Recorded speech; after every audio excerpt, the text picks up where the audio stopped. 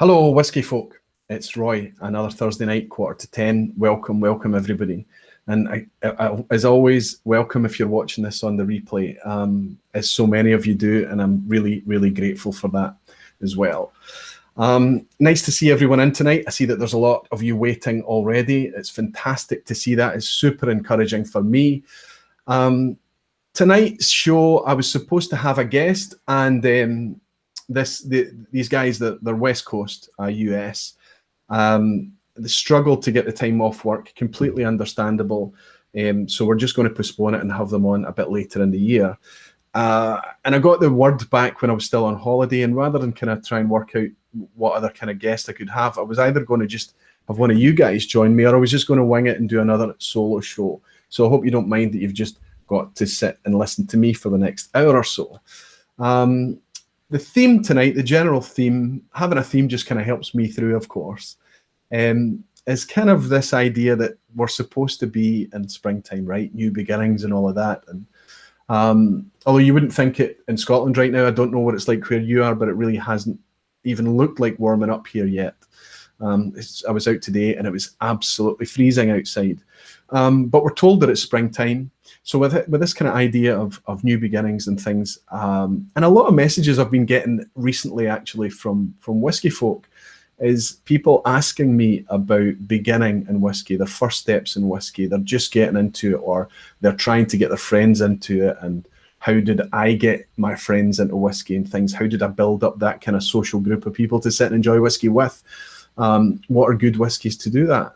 And it's actually a subject that I'd had mapped out to do a pre-recorded video, an actual video on. But I thought it would be a good theme to do for tonight. There's a couple of themes or systems that I use when I'm trying to introduce people into whiskey. And one of the obvious ones is to use the regions of Scotland to take people through the lowlands into the highlands and Speyside, and then out to the islands and finish up on Islay. And that's kind of worked quite well for me in the past. It really has. And it's a good thing to do. And it's a good way to give people that kind of idea of the concept of regionality in Scotch. But of course, it's not very long before you find yourself correcting yourself and saying, well, yeah, Speysides are kind of generally supposed to taste like this, but really a Speyside can taste like anything. It can be peated, it can be light and floral. It can be, you know, in the days of kind of modern infrastructure and things like that, where terroir and regionality is really just, it's not mandatory anymore, and it can't be assumed or expected. It's not always the best way, but it's nice big buckets to give people regions, to tell them an Islay should taste something like this, a Speyside should be like this, a lowland should be like this. But the way I'm going to come at it tonight is slightly differently. I did a search online. I looked up some topics, some subjects and threads, and some YouTube videos and things about beginners' whiskies.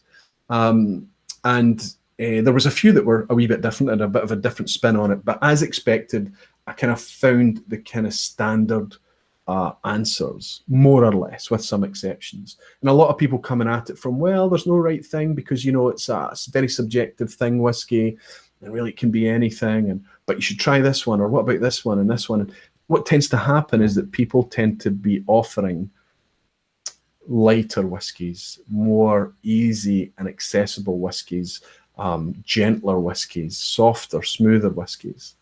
So all the whiskies over my shoulder here on the table behind me are not what I'm going to suggest to you tonight are beginner whiskies, even although probably all of them are perfectly fantastic examples. For one reason or another, there's a reason that I'm not going to proffer it or put it forward, and I'll get into that in a little while. And I hope it's a subject that's interesting enough in order for you guys to be able to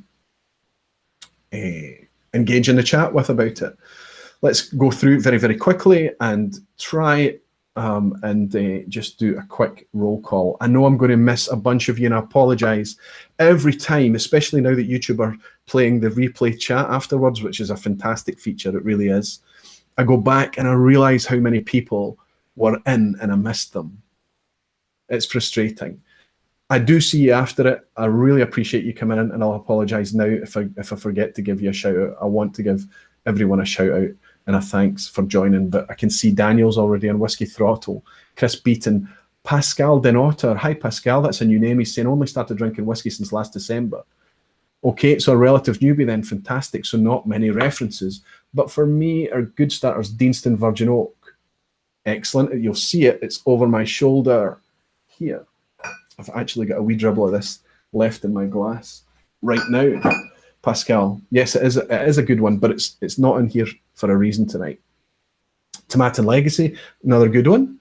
Balvenie 12 Doublewood, another good and popular one, especially price-wise. Balvenie Doublewood's getting a wee bit pricey now, but the other two are fantastic for price and value and good whiskies. Good whiskies for beginners. Top whiskies are in. Ed, hi Ed, good to see you, my friend. We've also got Travis Souders, good to see you in. I've said Souders again. Souders, Travis Souders. Jason Whiskey Wise. Jason has been an absolute gentleman as well. He's kind of standing by and helping me out with the chat tonight, helping me to manage things. So if you find that despite your best efforts, you're not getting through to me, you want me to engage with you in some way, copy Jason in on the mention on the chat as well. Try and get Jason to attract your attention.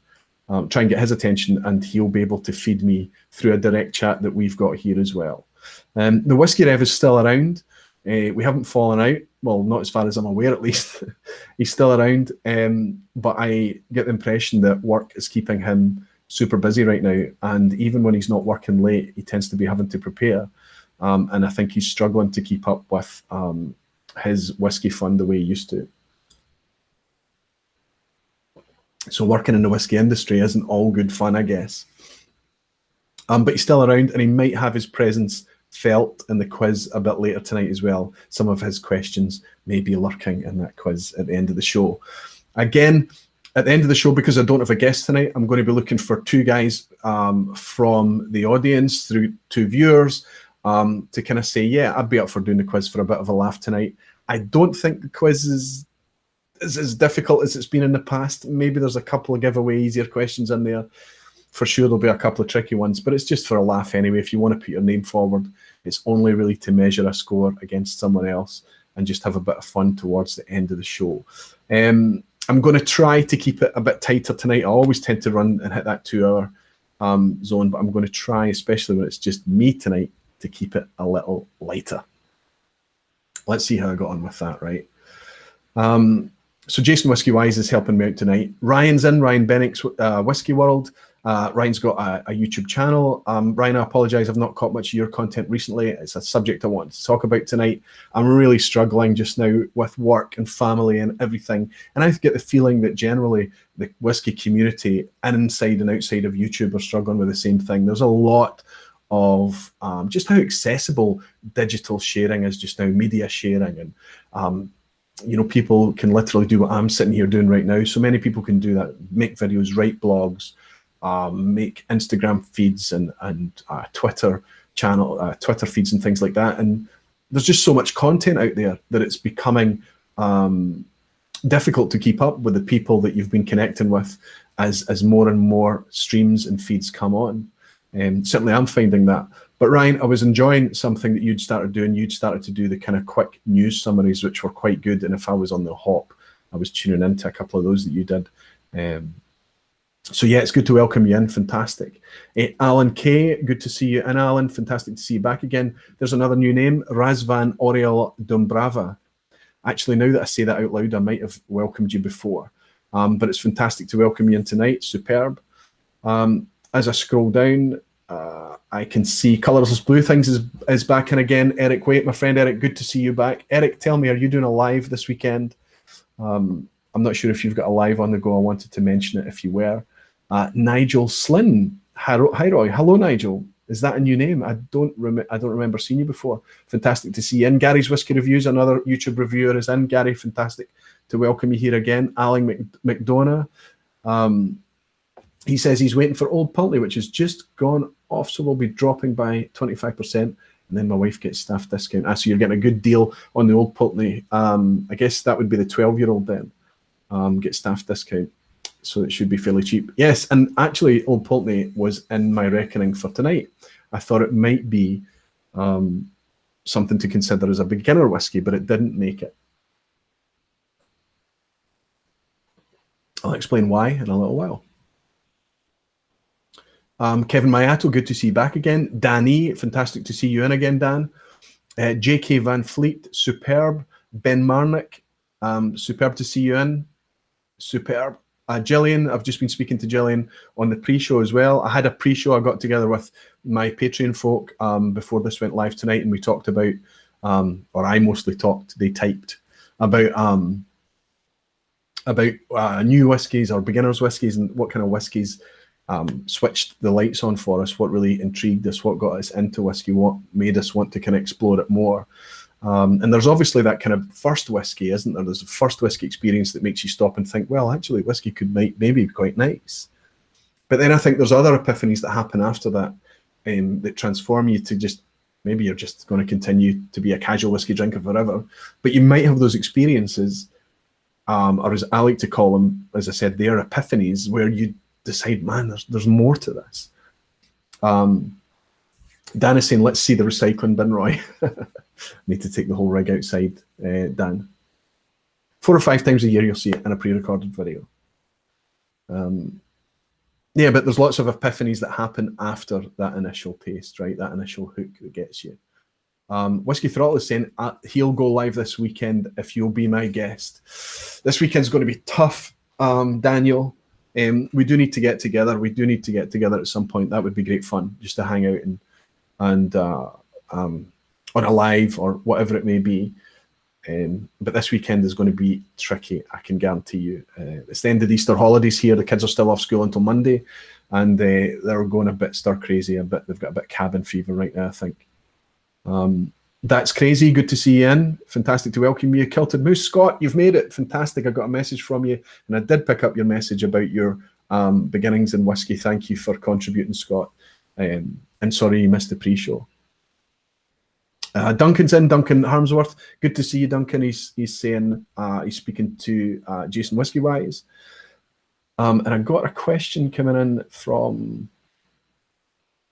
Sid that's saying, Aqvavitae, if the quiz is easy this week, sign me up. You never know when it will be again. Yes, Sid, you're welcome. I'll put your name down. And when I say it's easier, it's a subjective thing, isn't it, Sid? It felt like to me, I did the quiz a few days ago, and then I ran through it tonight to make sure it was okay, that there's no mistakes in it or whatever, and probably there are mistakes in it, but as I was looking through it, I felt, oh, there's a couple of these are quite easy. But maybe they're easy because I'd read them for the second time. Maybe they're easy just because of things that I know. And I have to say that doing this quiz and putting it together, me actually putting it together and getting questions in from the Whiskey Rev teaches me as well, because I'm forced to kind of double check some things, and I'm forced to try and research and discover things, and you discover new things. You say, well, that'll make a great quiz question. So it's good fun for me as well, and another reason why I think we should keep it. I want to keep the quiz anyway. So if I scroll down just to see if I've missed anyone, I probably have. Aaron McFault, I welcomed you in on the Patreon show beforehand. It's nice to see you in on the live as well. Good to see you. Superb. I think I've more or less caught up. We've got a busy chat happening already. It's fantastic. We've got a peak of 71, so I can see the show is already moving. So let's go on with this theme that I have for tonight, this idea. For me, I think I've been through my whiskey beginnings quite a few times, and I probably don't need to cover my story tonight. I think most of you guys know what that actually is, what got me into whiskey, and the story of the visiting Italian and all of that things. But just quickly, I see Reb has just joined us. Reb, fantastic to see you. I know it's very late where you are. I hope you can stay with us a little while, Reb. If you're here till the end, my friend, you'd be a fantastic candidate for the quiz. It's up to you. I'm just putting that out there. Connor has joined us as well. Connor, fantastic to see you. And again, Connor was a guest on my last show, and he was the guy who managed to fox me so convincingly with that 6 dram blind lineup 2 weeks ago. Connor, good to see you. And again, my friend. Alan Wilson, good to see you in as well. And Hoyt Hemphill's just dropped in as well, as along with Whiskey Wings. Mike, good to see you. And the Whiskey Dram. I started off with Dalwhinnie 15, gift for a friend. We finished the bottle by the end of the evening. Dalwhinnie 15 is another perfect beginner whiskey, but one I decided not to include tonight. But yeah, that's funny. So you drank half a bottle of Dalwhinnie on the first. Surely there were some painkillers involved after that. I think it's the first time I've seen you in, unless you've had a name change, the Whiskey Dram. It's nice to welcome you in. So yeah, I had a visiting Italian come over in 2005. He arrived, he said, Roy, I really like whiskey. Can you take me to a distillery before I go home? And I said, look, sorry, I don't like whiskey. I don't know anything about whiskey. You've asked the wrong guy. And he was absolutely appalled. And he said, and what he said, I'll never forget, was, you live in the country that makes the best spirit in the world and you choose to know nothing about it. And he was disgusted. And, you know, this kind of Italian reaction. And so I went home and I researched it. Before he went home, before his flight home, I took him to Glencoyne. We did a tour, and what struck me was, obviously I was enjoying the tour. I was enjoying the whiskey. I was enjoying just all of it, just understanding it a bit more. But what struck me was Luca's reaction, the fact that he was getting such a buzz out of this. He was like a guy, like a kid in a toy store. And after the tasting, after it, I was drinking this Glengoyne. Back then it was a Glengoyne 10-year-old. They served it at the basic tour. And I literally went straight through the gift shop, picked up a bottle of the 10-year-old, a water jug, the T-shirt, the whole thing. Turned up at home and my wife looked at me and said, whiskey? What was that about? And that was the start. But I spent 2 or 3 years just kind of getting into whiskey, exploring it, learning about it in a very, very casual way, just using it as a social thing, sharing it with friends at the table and things like that. And then in 2009, after spending 4 years not really enjoying peated whiskey, I had an experience with a bottle of Lagavulin 16 that just flipped me. It was just, I can still taste what I tasted in that Lagavulin back in 2009. And I guess that's why I'm continuing on this journey now, is because I keep looking for those kind of moments, those epiphanies. It was really quite profound. And what I've been doing since then is around my dining room table, I get my friends, guests, visitors, whoever is willing to sit there and endure it. If they're at all whiskey curious, if they've got the tiniest amount of an open mind for whiskey, I'll exploit it as much as I possibly can. And what I used to do is sit down there and do the whiskey steps with them. And I used to do it through regions, nice, light, grassy, lowland style. You know, I'd pick a Glenkinchie or something like that. And then I would move into a kind of lighter Highland, like a Dalwhinnie, for example, would be a perfect example. Then I'd try and find a richer, rounder, maybe spicier Speyside. Then I'd move into a kind of heavier Highland, like with a bit of smoke on it, maybe a Highland Park or something with a bit more guts or beef about it. Then you'd move into something out in the islands, and you'd maybe end up on a nice smoky peaty whiskey to finish. And that's kind of the way I used to do it. But then what I discovered is that you were kind of saturating people a lot of the time with 5, 6, 7 drams, and you would be at the stage where if you weren't succeeding, you would be kind of giving them other whiskies. We'll try this one, we'll try this one, and you're maybe getting your special stuff out. It'd be completely wasted on them, of course. But I always, certainly with my friends, I was successful with all but one. And they all have gone off and curated their own whiskey collections now. They're all coming around to my house, or I go to theirs, or wherever we are, if we're out, we are literally enjoying whiskey at every opportunity now. It's become the preferred drink. And sometimes we're having beer or we're having wine with dinner, and it's just like a preamble so that we can get to the drams and enjoy them. And that's been a fantastic thing. So I always say that I've kind of been a successful evangelist in that respect. And some of the things that I've used to do it recently, to try and introduce people to whiskey recently, has been through sharing whiskey around that dining room table for years. And that's the concept I want to share with you tonight. It is not a definitive guide. It's just what I've been doing. It's just suggestions, and we'll get on to it in time. I'm going to look for people that's pointing towards me. Whiskey Daniel is saying, smart Italian. That's a great way to get started in anything. Yeah, he was, and he still laughs at me now, because obviously I've just gone to the complete geeky end of the spectrum, and we still work in the same company together. And look, I'll occasionally have a laugh at my expense and just kind of smile at me over the top of as long as it's over the top of a dram of whiskey, right? But he's still enjoying whiskey. Think about it this way: how many New Yorkers have actually visited the Statue of Liberty? It's kind of the same thing, exactly spot on, Daniel, exactly that. There was a time in my teenage years into my early 20s that I was drinking whiskey. I was living in England at the time, and people were, just because I was Scottish, they were saying, oh, you'll take a whiskey, won't you? You'll take a whiskey. And I was drinking it, and I wasn't really enjoying it, mostly with a mix of lemonade or Coke or things like this.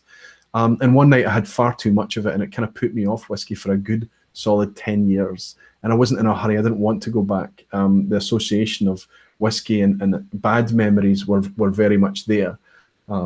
So I was away from it for quite a while. Hoagie Bear is saying, Hoagie, good to see you in. I did send you an email. I don't know if you got it. Maybe you've been on holiday recently. Got myself an old 1 litre bottle of Glenmorangie 10 today, similar to the one you got.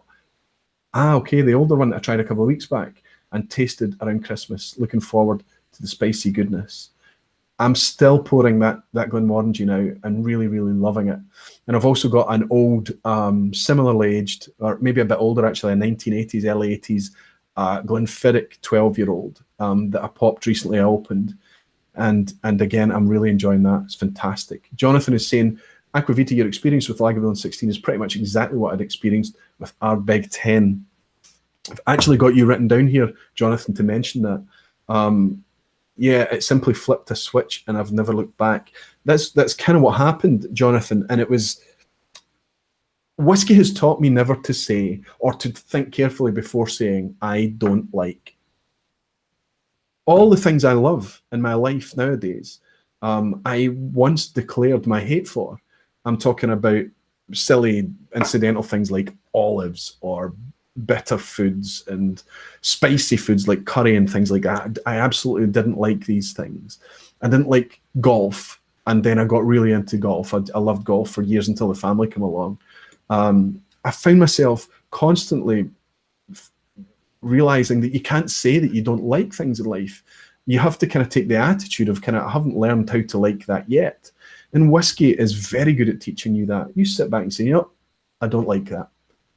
Probably it's not the whiskey's fault a lot of the time. A lot of the time it's to do with you. And you just need a bit of time. And I spent ages drinking whiskey and saying, that peaty stuff, that smoky stuff, it's not for me. I mean, why people drink that is just crazy. I don't understand. And then this moment happened, as you say, with your Ardbeg 10. Same with me with the Lagavulin 16. And in fact, it was Scott Monroe, one of my patrons, sent me a message earlier to say that he had been dabbling with whiskey as a mixing drink, and then picked up a Bulveni Doublewood and said, there's something in this. And then he just went crazy and went out and bought an Aberlour Rabuna and an Ardbeg Uigeadail. And what was it that turned him into a geek? It was the Ardbeg Uigeadail. It was that flicked his switch. So, these powerful, extreme bookend whiskies are effective. And I think the reason that they're effective is because they give a beginner that's coming into whiskey that hasn't appreciated all the subtleties and nuances that are in whiskey yet. It's given them that bookend, extreme caricature of whiskey that they've been able to grab. But also the flavour has been so loud and powerful, and it's grabbed them so much that they've been able to say, okay, I get this.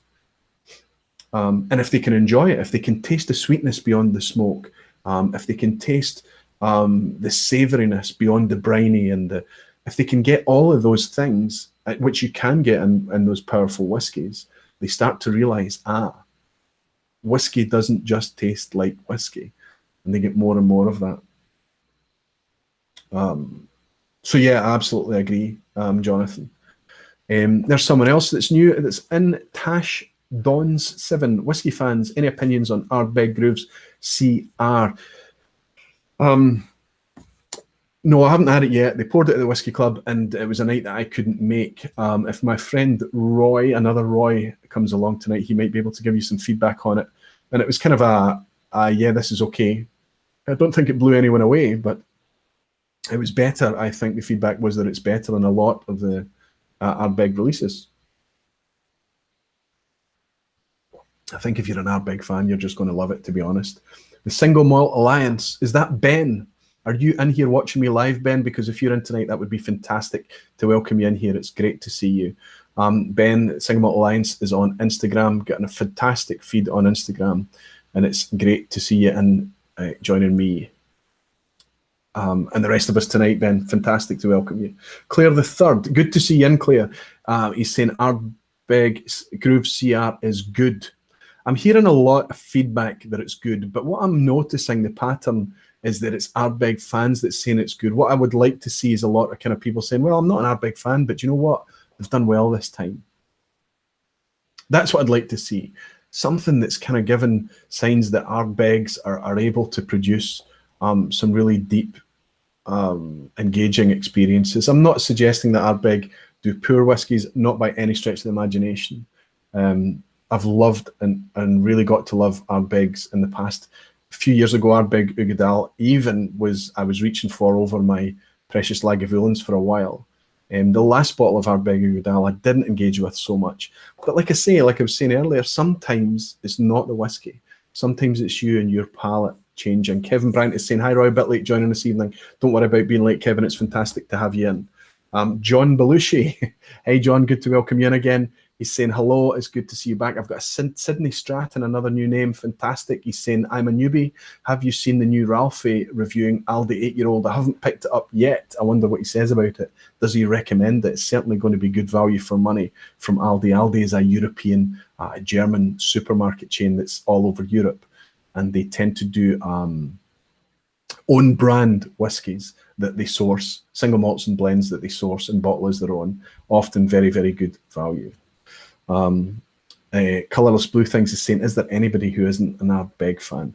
Well, I get your point, but there's a lot of people, and there's people in Scotland that kind of just backed off from Ardbeg, really, and it wasn't because it was necessarily nasty whiskey. It was just because it was just constantly kind of experimental non-age statement stuff. A lot of it was priced at a price point that the whiskey could never live up to, and diehard fans of Ardbeg that had been fans of Ardbeg for years kind of disconnected a wee bit.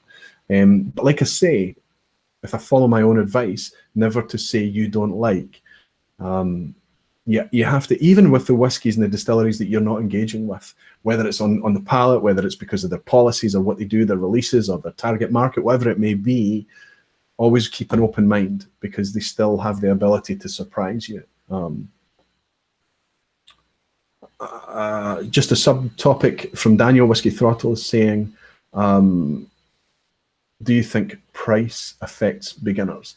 Absolutely. Absolutely, Daniel. And I'll say this because when I first got into whiskey, I was paying, 15, 20, 25 pounds a bottle. And an expensive bottle for me was a 35, 40, maybe 50 pounds was pushing it, really pushing it. Now 50 pounds is just, it's like the average price now, and maybe even it's higher than that. So I think, it takes a while to get your head round that you would be spending, triple figures and ridiculous amounts of money on what's essentially just a bottle of whiskey. But now a lot of us are doing it. Maybe not everybody, the beginners are not, but prepare yourself for that as your whiskey journey goes on, you do start to, it becomes normal to spend that kind of money on whiskey. And when the whiskey lives up to that price point, it's really quite a wonderful thing. And that's kind of one of these things that gets you a little bit addicted to the whole whiskey scene and the flavor and the experience of it all.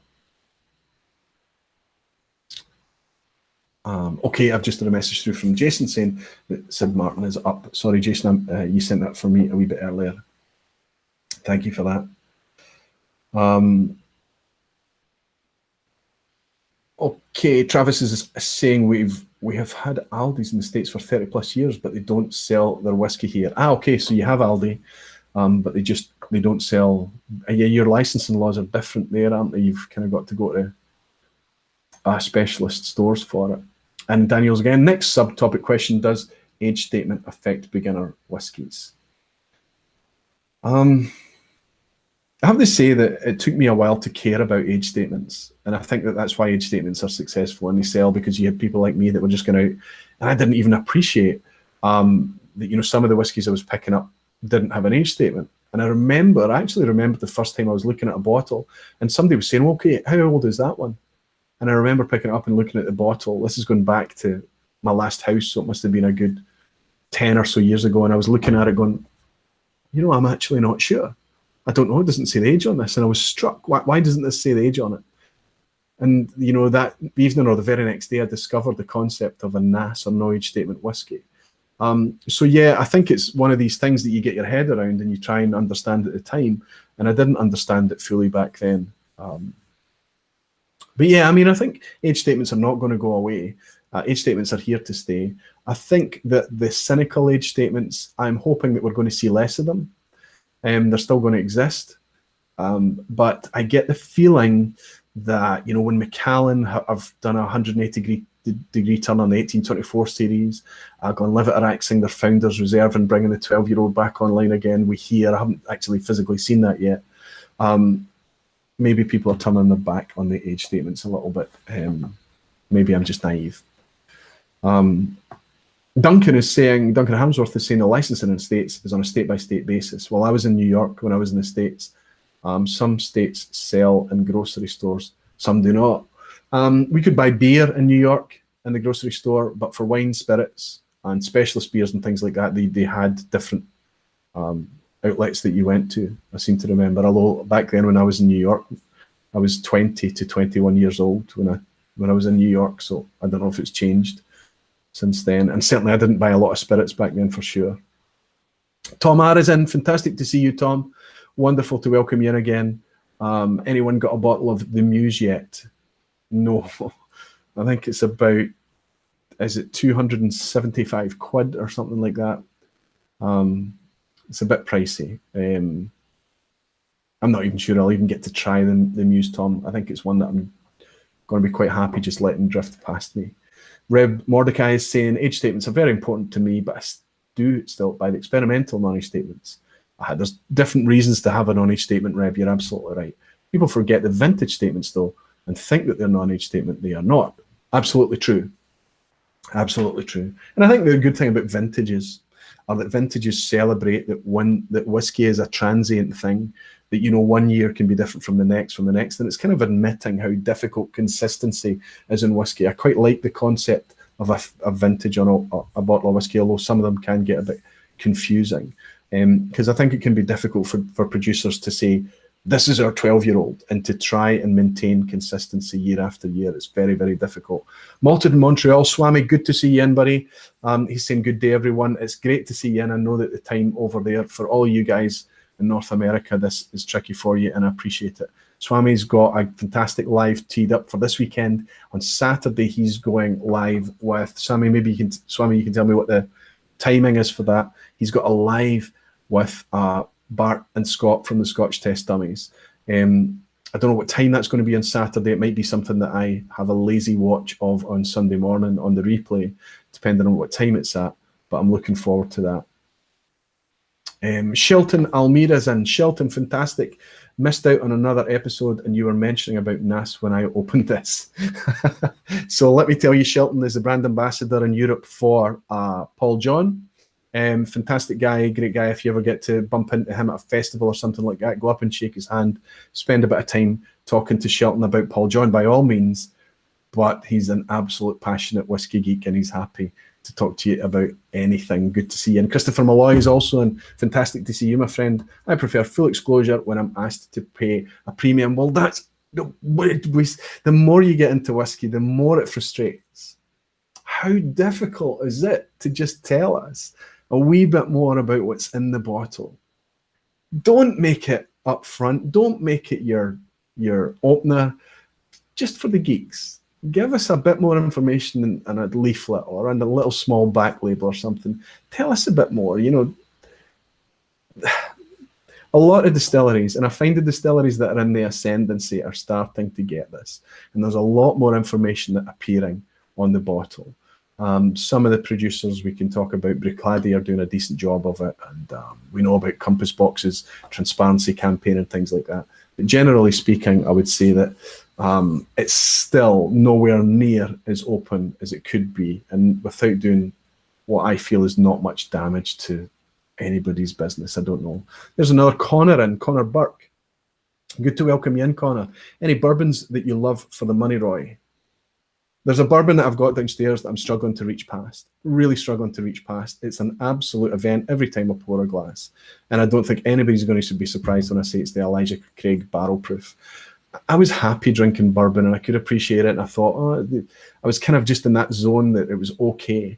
And then last year through Walt Einhorn, who's triple cap, he gave me a sample of the Jack Daniel's single barrel proof, which was a revelation. I did not know Jack Daniel's could taste like that.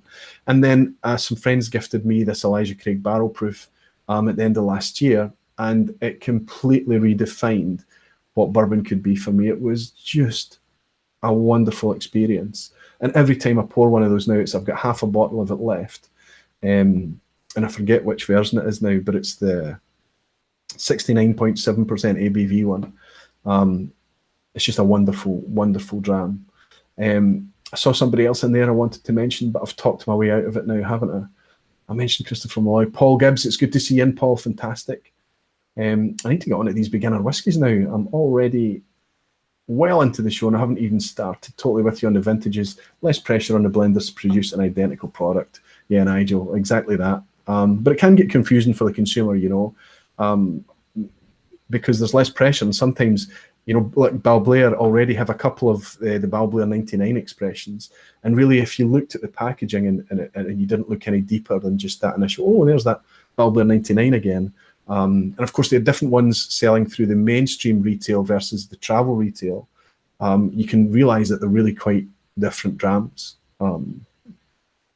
But if you don't pay attention, you could maybe get caught out by that kind of thing happening. Chris Banks Wildlife, Chris, fantastic to see you in. First time, sorry, late watching Still Game. I clash with Still Game. Still Game is a comedy series that's based in Glasgow. Really great fun. I always watch it the next night. And I appreciate a lot of guys are watching that as it comes out on a Thursday night. It's fantastic. First malt whiskey, 20-year-old Lechik mull from Oddbins. 20-year-old Lechik. That must be a special for Oddbins then, Chris.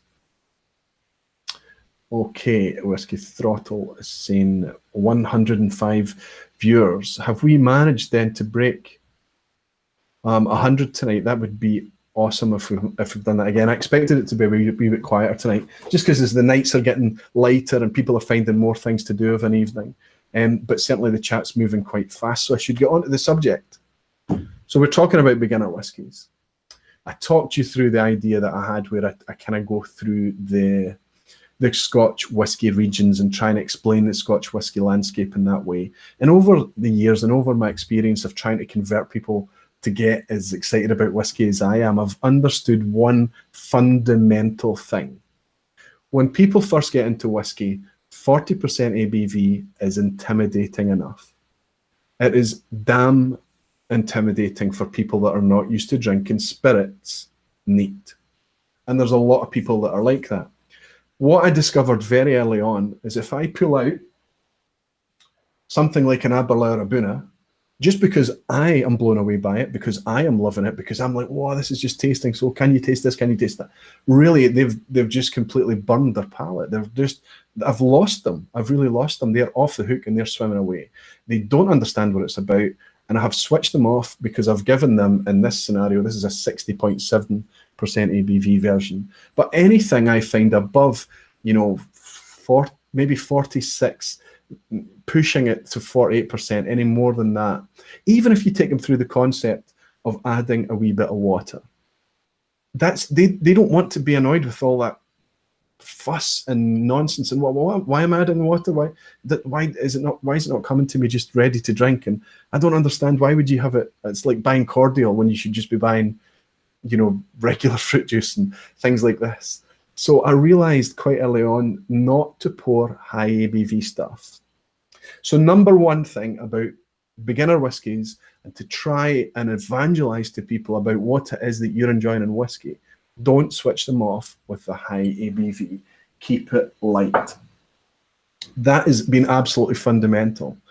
Despite not even considering styles of whiskey, brands, distilleries, single malt versus blends, any of that stuff, just focusing on keeping it as gentle as you can for them. And that's where the gentle's going to end. Because most people are tempted to pull out a monkey shoulder, a Glenfiddich 12, maybe this Glenburgie here that I pulled out for the Patreon show before we went live tonight. Things like this, they are perfect things to give to people to try a whiskey. But when people are beginning and they're starting out in whiskey, what you tend to find, a common thing said to you is, I can't really taste all the things in whiskey. Whiskey just tastes like whiskey to me. And I think all of these whiskies are going to just fulfill that. It's just going to make them, it's just going to reaffirm that. They're just going to taste whiskey. Monkey shoulder's creamy. It can be creamy. It can be fruity. It can be peachy even. This is very light and malty, but they're not going to taste the malt in this. They're not going to taste the creamy, peachy fruit in a monkey shoulder. They're just going to taste whiskey. And they're just going to taste whiskey at an ABV and of a style that's going to be accessible to them. I think that what you want to do when you're trying to get people into whiskey and trying to just in a couple of drams, because you're going to saturate them any more than 2 or 3 drams or so, is to just try and give them a quick, very, very broad brush generalized resume of the whiskey landscape. And I'm speaking about Scotch, and probably tonight I'm going to keep it to single malt Scotch and not drift into blends. There are lots of blends out there that are perfectly good for this, but I'm in single malt territory tonight. And the first one I'm going to show you is not one of my favorite whiskies. It's not from one of my favorite distilleries, and yet I tend to always have a bottle of this around. And this whiskey I'm going to share with you fulfills one of those extremes, one of those bookends, if you like, one of the styles that's going to get people understanding what whiskey is actually about and the different flavors that you can start to look in a very general way. And this is, I don't care if you shout and scream at me for this, it's probably not going to be one of your favorite whiskies either. I don't care. This is a damn good thing to pour for somebody who needs to understand the style that this represents. It's a non-age statement whiskey. It's an Auchentoshan American oak. It's regularly available on offer at supermarkets up and down the place. It's available everywhere. It's bordering on cloyingly sickly sweet. It's not something I reach for a lot of the time. But what it does is it gets that concept of what an American bourbon-aged whiskey should taste like. Now, it just says American oak on this, and I understand that there's a lot of virgin oak in this as well to kind of maybe used because perhaps with this being a non-age statement, perhaps the liquid in here is quite young. But it's there, you're not getting a lot of nuance and floral notes, and you're not getting a lot of highlights and things out of this. What you're getting is a very sweet nose. There's quite a lot of malt in there, actually. It's surprising how much malt there is. There's not a lot of bright fruit in there either. It's more of a syrupy style.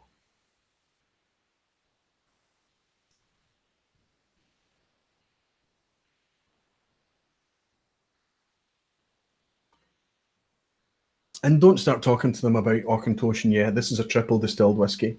Because if you tell me that you've tasted an Auchentoshan and you can tell immediately that it's triple distilled, I'd be shocked. Yes, it's triple distilled, and there's all the talk about how, you know, Auchentoshan is often touted as being the Scots equivalent of an Irish whiskey and things like that. But the reason I've poured this tonight is that it was one of the things that I'm going to be showing you tonight. These whiskies that I'm sharing with you have to be something that's available and available to everybody. It's something that you can go out. You're not going to get broke buying a bottle of the stuff, and you're going to be able to regularly get it. And it would be nice if you don't need to go to an auction to get it, or to a really boutique specialist retailer, that you can just go to your regular off-license, your regular spirits retailer, supermarket. And if you're lucky enough and you live in a country like the UK, you can simply just order the thing online. This is available everywhere, regularly cheap. And that burst of caramel and vanilla is there. And it's not, my favourite style of whiskey is this style. It's bourbon-aged whiskey. That's my favourite style of whiskey. I like whiskey that's been in a spent, buggered, tired old bourbon cask, but it's been in there long enough that the environment's had a bit of a say. It's had time in the wood. The wood has not been active enough to kill the spirit, but it's been in there long enough that the harmony of those three parts, that the spirit, the wood, and the environment, has a time just to make that kind of perfectly balanced whiskey. And I find that bourbon, I'm so grateful for bourbon casks.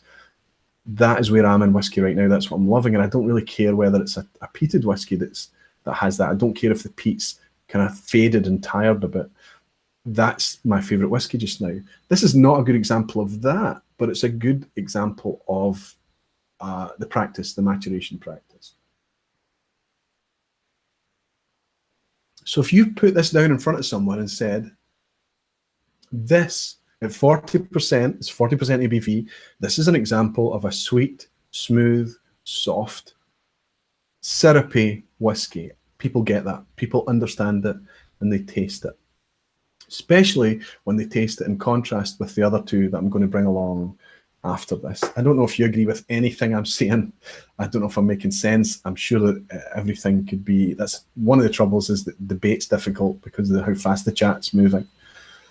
Whiskey Wings is saying, yes, Roy, had it for £17. You're talking about this Auchentoshan.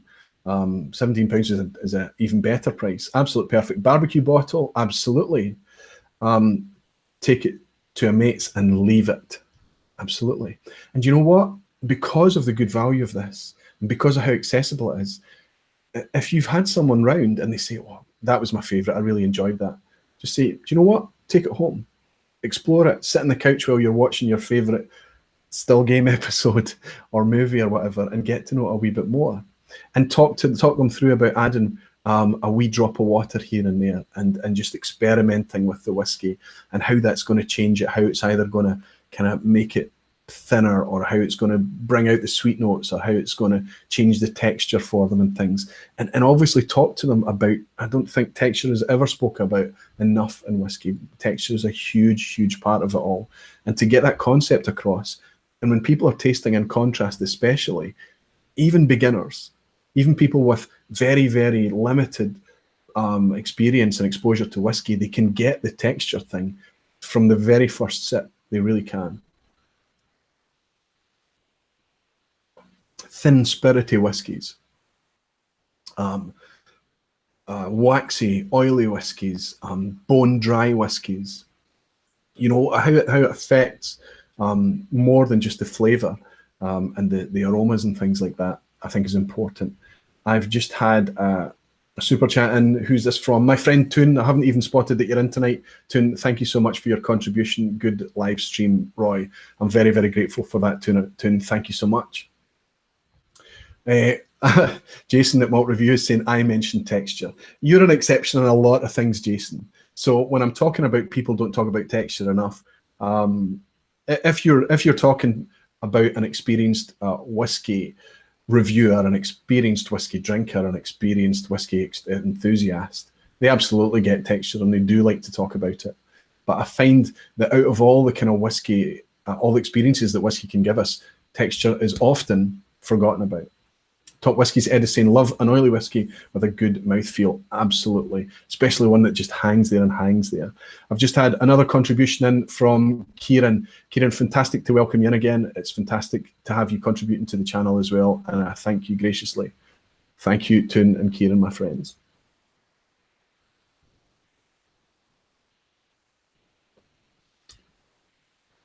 So what would be your... I'm not really asking for an opinion on Auchentoshan American oak.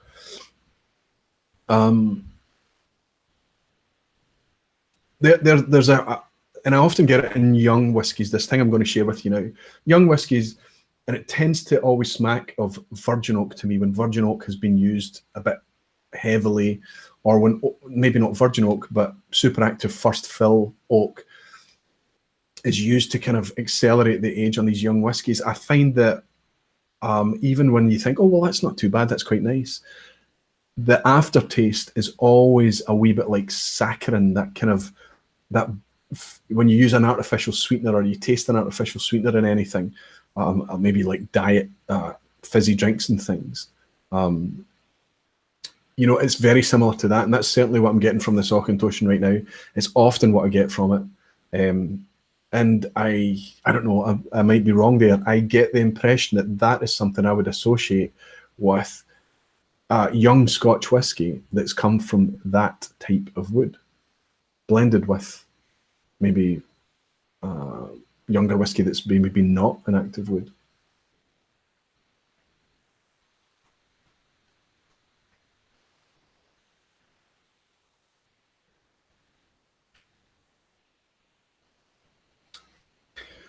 Like I say, it's not a bad whiskey. Absolutely not. You wouldn't have any shame in sharing that with somebody that's trying to understand whiskey and getting into the landscape. Smells sweet on arrival. It tastes sweet. Mid palate sweet. As it goes away, it still leaves you with that sweetness. There's nothing challenging about it. And then that kind of almost, that kind of pseudo bitter note comes at the end.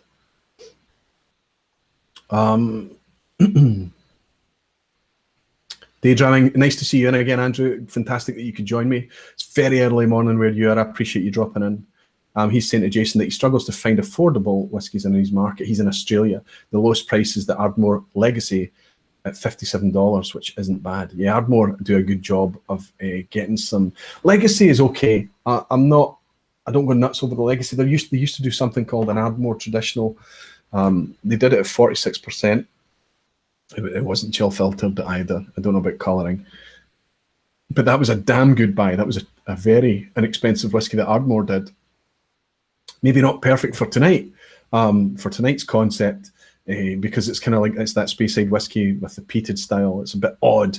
It's kind of not the best way to kind of make the landscape, the Scotch whiskey landscape, as simple as you can to somebody that's coming into it from new.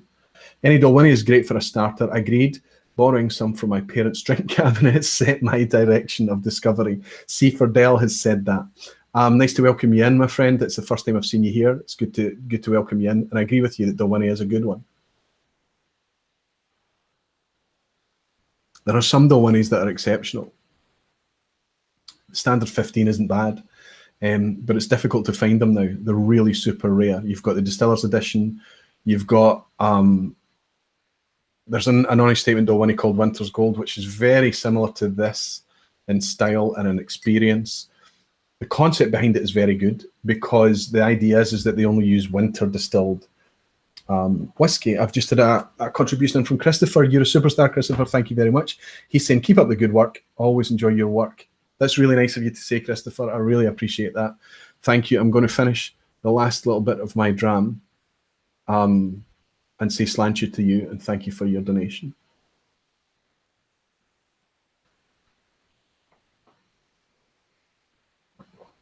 Yeah, there are some distillers that can literally tell the difference, even if they're sipping new make or very, very young whiskies or matured whiskies. They reckon they can tell the difference between a whiskey that's been distilled in winter time versus summertime, and it's all just about the condensation of the spirit after the distillation. And that's the concept behind Dalwhinnie Winter's Gold, which is a fantastic concept. And I was once poured a Dalwhinnie Winter's Gold blind, and I was thinking, well, that's quite nice. And the guy wouldn't tell me what it was. And as I sipped it, as the glass went on, I started to not enjoy it so much. But because he'd bought me the dram, I was kind of like, yeah, no, I'm still liking it. And then I was very relieved when he told me it was a Winter's Gold, because I was like, oh, you know, it's an affordable and it's a cheap whiskey, and it's like I say, in concept, it's very, very similar to this. But the other Dalwhinnies are better than that, I would have to say. Even the 15 is a damn good staple. The Distiller's Edition is not bad. And if you can get your hands on an older Dalwhinnie, they're few and far between. They are something to be experienced. Okay, let's, people saying hello to Vin. Have we got Vin in? No Nonsense Whiskey. Vin, fantastic to see you in, Vin, obviously from the No Nonsense Whiskey channel on YouTube. It's good to see you join me, my friend. I think you've got a live this weekend. I think you have a live coming up. You're doing a live with Gustav from the Whiskey Couch, and you're doing a food pairing gig. Or did that happen already? I apologise, Vin. I've been completely out of it. Work has been crazy busy recently. I'd like to mention a couple of my patrons as well, who I had a hangout earlier with. Jason, who's in and contributing to the comments tonight, he's on here tonight as Malt Official. I think you're in as tonight. Jason is also known as Whiskey Rover as well. Very, very knowledgeable guy. Comes across very direct, very, forgive me, Vin, no nonsense. And I had the pleasure of meeting Jason at the Fife Whiskey Festival a few weeks ago for the first time, despite knowing the guy through social media and his blog posts and his various things that he's done for whiskey over the years. I got to meet him for the first time, and he was an absolute gentleman and the kind of guy that I could have just sat there and talked about whiskey for hours on end. He'd said that it was initially a teacher's blend and Bushmills that got him into whiskey, that got him playing with it and enjoying it. But the whiskey that actually made him stop and pause was a Balblair. And I can understand that. I have a soft spot for Balblair. I love it.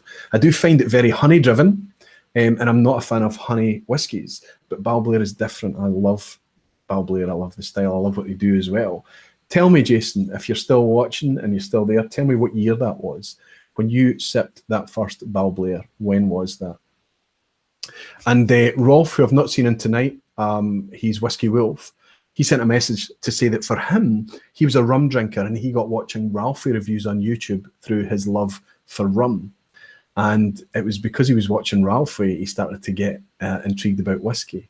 So he went out and he bought a few whiskies, and he said he's never looked back since. His most successful whiskey of converting newbies to enjoy whiskey is Laphroaig 10, and he's found a lot of success with coastal whiskies as well. So that's interesting. Laphroaig 10, there you go. That's what he has found is the most successful. So again, that powerful, strong hook, that thing that they can hold up Laphroaig 10 against this, and people can understand immediately, wow, the contrast in whiskey is very real and very big. It doesn't even taste like the same drink. Kevin Bryant is saying, I was caught out recently in a blind tasting with friends with Cardew Gold Reserve. Buggers, hate when that happens. I found it quite nice, but I've had the bottle given to me as a gift and not liked it. I think that that's a very real phenomenon. And I think that we all suffer from that, Kevin. It's happened to me numerous times. Maybe you saw the nightmare that I had doing a blind tasting just 2 weeks ago. But yes, it's a very real thing. And sometimes I remember being poured at a Diageo event. It was hosted by Irvin Trajkowski, who's a Diageo brand ambassador at that time. I think he just did General. I think he did Singleton now. And he poured a Hague for me, a Hague Club, when Hague Club first came out. And he said, what do you think of this? What do you think? And I could tell it was very, very light. I could tell it was very easy drinking. And I was sitting there and I'm halfway through the glass just chatting and I was enjoying it. I said, no, I don't know what it is. Tell me what is this? And he told me it was Hague, and I was astonished. But again, whiskey teaches you never to say, I don't like. Because something like that will come along, like your Cardew Gold Reserve. Again, I suppose a bit like the Delaney Winters Gold with me as well. And it'll take your trousers down. And it'll show you that you need to be a wee bit open-minded sometimes. Daniel's thrown another subtopic at me saying, as a beginner, have you opened a bottle and not liked it, then returned to the same bottle and changed your mind? At least half a dozen times a year, Daniel, that happens to me. And it's not that I've not liked it. Often when I first open it, the whiskey hasn't lived up to expectations. Oftentimes it does, and it just gets better as it goes down. Sometimes it just doesn't live up to expectations. And then sometimes after just a few days, a few weeks, a couple of months, you go back to it, and it's completely transformed. And it's everybody talks about that.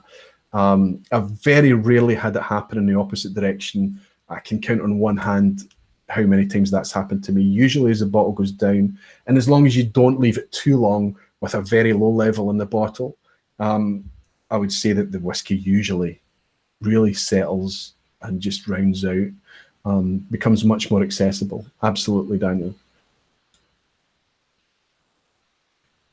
Jason Whiskey Wise is asking if we've tried the Amber Rock. I don't remember, Jason. No Nonsense Whiskey is drinking the Balblair 99 first edition. Super nice. We were just talking about that a wee while ago, Finn.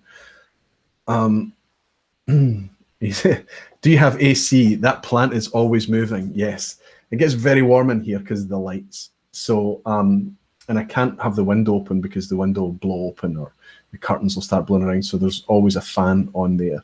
You've only been aware of that after the plant made. And the plant's only there because I've got a new camera and it's a wider thing. So the radiator and everything's over here. And the plant has always lived there. And I used to put it out in the hallway, tripping people up and getting in the way. So it's been You can spot that my fan is running. I hope you don't hear it because it's not the quietest. Anyway, sorry. Kevin is saying to make it up to me, they did open a bottle of 20-year-old Port Dundas they'd bought in 2013. Fantastic. And 2013, had Port Dundas closed by that time? I think Port Dundas had just closed the year before that. 2011, 2012. So that was a silent distillery you were drinking there, Kevin. And of course, Port Dundas, to those of you that don't know, is a grain whiskey. So you would have been drinking 20-year-old single grain. And what's interesting about that is what I was talking about with the idea that the whiskey spent a long time in tired casks. You would have had quite a light grain whiskey there. And people say that grain whiskey is very good for sucking flavour out of the wood faster than a malt. And I'm not sure about that. I can't talk about that from experience. But you would have had 20 years where that would have been probably in a fairly quiet cask, aging quite nicely. There would have been a lot of complexity and nuance in that, I would imagine, Kevin. Sounds like you enjoyed it. Connor Burke is saying, what's the name of the bottle? Maybe asking somebody else a question there. I saw Christopher Malloy saying, Roy, have you experimented? And it jumped, just as I was reading your question there, it jumped. Sorry. Roy, have you experimented with mixing single malts in your own blend? Absolutely. I'm on record, Christopher, in one of the videos, actively encouraging people to do that. Not necessarily just blending the ones that you don't like to try and make them better, but also blending whiskies that you do like. And one of the things I'm always messing around with is I love the style of whiskey that is Brora. I like that idea, that old, waxy, oily, really rich experience with that whiff of intoxicating smoke combined with that kind of barley sugar sweetness and the waxy texture. I love that. So I'm always kind of reaching for old Clynelish, as old as I can get my hands on, and adding different smoky whiskies to old Clynelish to try and recreate my own Brora, because Brora is like a 4-figure joining fee now. The cheapest bottle of Brora you'll buy now is probably, maybe not 4 figures, but £700-800. So I'm always trying to kind of recreate that style of whiskey to see if I can make something that would resemble. And I've kind of been quite close a few times. I have certainly been able to put together using an old Kalila once and an old, what was it, Kalila? It was an old Lagavulin, sorry. An old Lagavulin into an old single cask Clynelish. And I got pretty close. I would like to say that even for experienced whiskey folk, I could put it in front of them and say, you know, what does this remind you? I would never tell them they were drinking a Brora. That would be absolutely horrible and cruel. But I think that you might get them kind of saying, do you know what, this is kind of reminiscent of if they had ever experienced Brora, they might have suggested it. I don't know. Maybe not. Maybe not. Daniel's saying, when did you learn that as a beginner? Was it taught to you or learned by trial and error? Sorry, Daniel, Whiskey Throttle, I've forgotten your, I don't know what chain that is from. When did you learn that as a beginner? Yeah, so just getting back to Christopher's question, yeah, I love playing with blending whiskies at home.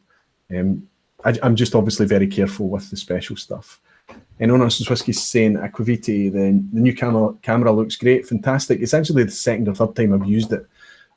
It's not that it's a new camera, it's just one that I didn't use. It's on the big screen. It used to sit over here. I never ever used it. And I just find that with all the real estate on the big screen, it's easier for me to see the chat and control everything and see it all. Superb. What camera? Yeah, the camera it's on a external display for a Mac. It's on a Thunderbolt display. But what I have noticed is that I had lots and lots of internet problems this week, and I had an engineer out, and he changed a lot of connectors in the house. He couldn't find anything wrong. Thought they were doing some work in the area, but I had huge dropouts, and I was worried that the live might not work tonight. But we did lots of line tests, and it seems to be, touch wood, super strong. So you might just find that the upload is a bit less trouble tonight. It's less to do with the camera and just the upload. The uplink is a bit stronger. Andrew Daydramming is saying, my very first whiskey was the Lefroy 10, which my grandfather bought back from Scotland in 1986. I had the pleasure, Andrew, of tasting a 1985 Lefroy in Paris. When was that?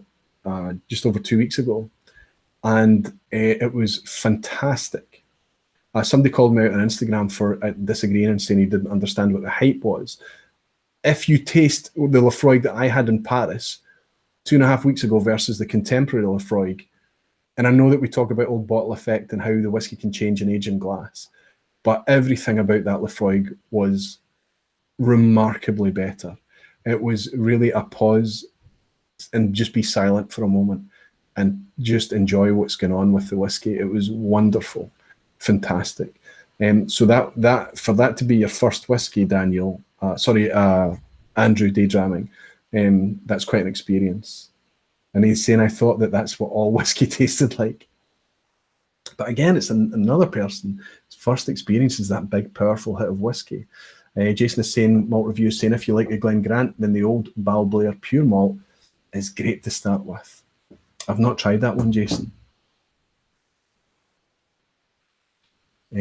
Fantastic. Whiskey in the Six. Rob, fantastic to see you, my friend. How about a wee taste of CC40?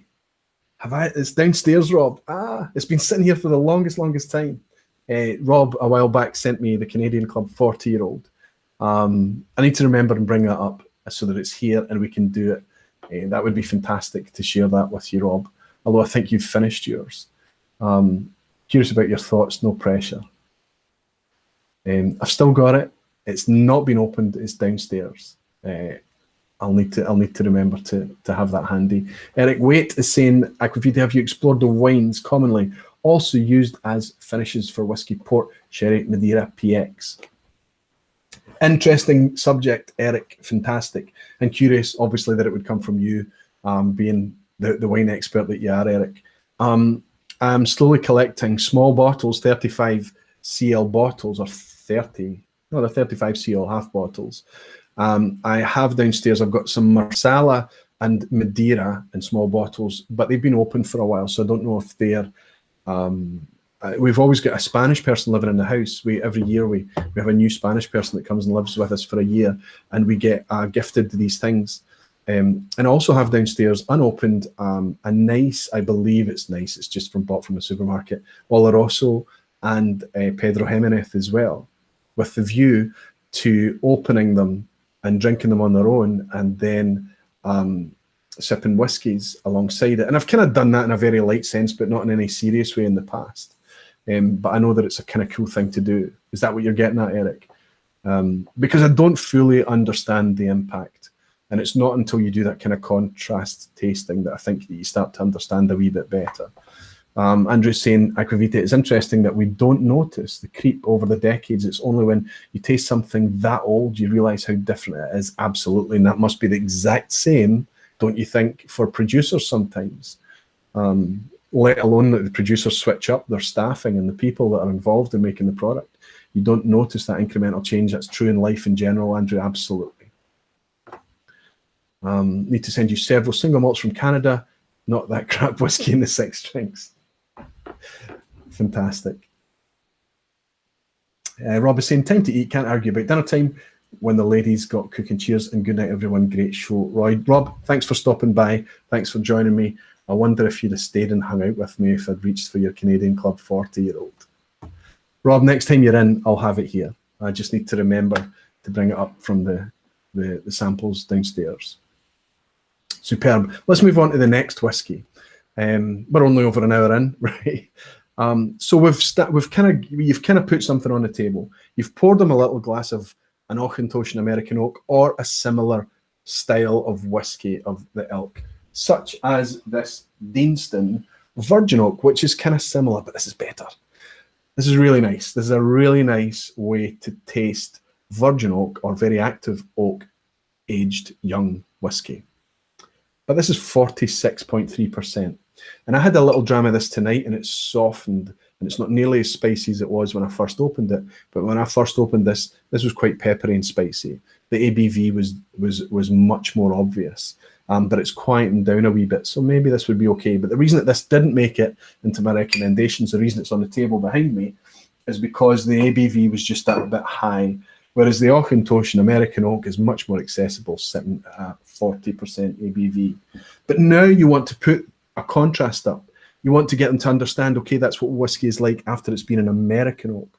But if you put it in European oak or American oak that's been used in Europe to age sherry or some kind of perhaps fortified wine, and they're not going to be at the stage where they can taste or tell the difference between all of these kind of wines. I'm certainly not there, but certainly a beginner isn't going to be. But then you pour something for them that gives them that concept, that bookend. So you've given them the bourbon, now give them the European oak, or give them, at least if it's American oak, give them the sherry mature product. Now, the vast majority of single malts that are out there that you can buy in standard expressions have at least a proportion of sherry in there. But what you're looking for is the extreme. So you're going to disagree with me perhaps on my next beginner's whiskey recommendation, because it's a bit pricey. It's 46% ABV. There are things that you can buy that does a similar thing cheaper, and there are things that you can buy that's probably not at 46% ABV. But I think this particular whiskey is, even though the price is creeping up right now as we speak, there's a chance that it's going to disappear from sale soon. I think it still represents very good value for money, and I think it's such an extreme example of its style that it's a perfect thing to put down and give to a beginner to taste in contrast. Remember, we're not talking about our own opinions about whiskey. We're talking about a beginner, a newbie who doesn't understand one brand or distillery from another. You're just exposing them to the style, and it is a Glendronach. Now, obviously, this is an 18-year-old Glendronach. Perhaps you could use the 12, but it's not nearly as an extreme an example of the style as this is. I think the 12 is 43%, so a bit gentler on the ABV. But this, you put this in a glass, it doesn't taste, even neat, it doesn't taste like a 46 ABV whiskey. This tastes like just an ultimate dark, rich, dark chocolate, spicy, cooked fruits, dry on the finish, but long and dry. Something that can really, in a compelling way, contrast that to that bourbon finished whiskey. I've still got that Aqvavitae, I can still taste it now.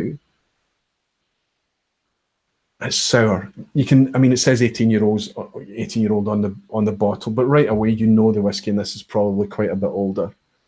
And you know that this is a different animal you're dealing with straight away.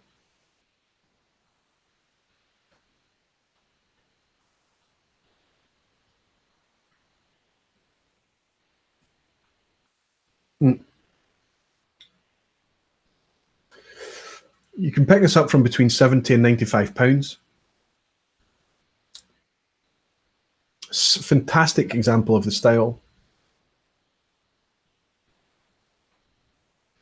Really, if you pour this to somebody who's just getting into whiskey, they would understand the concept of a sherry-aged whiskey very quickly and very clearly. And there's no easier way to do it than that.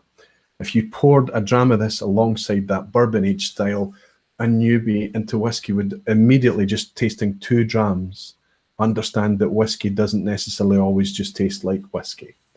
I don't know how much you agree with my whole perspective on that. You're probably throwing things at the screen right now. Jason is answering somebody about Deanston, it looks like. Favourite is Toasted Oak, but that's long. Decennery is class. I've not opened my Decennery yet. I'm super excited. I'm really looking forward to it, but I've got far too much open, so it's stayed sealed.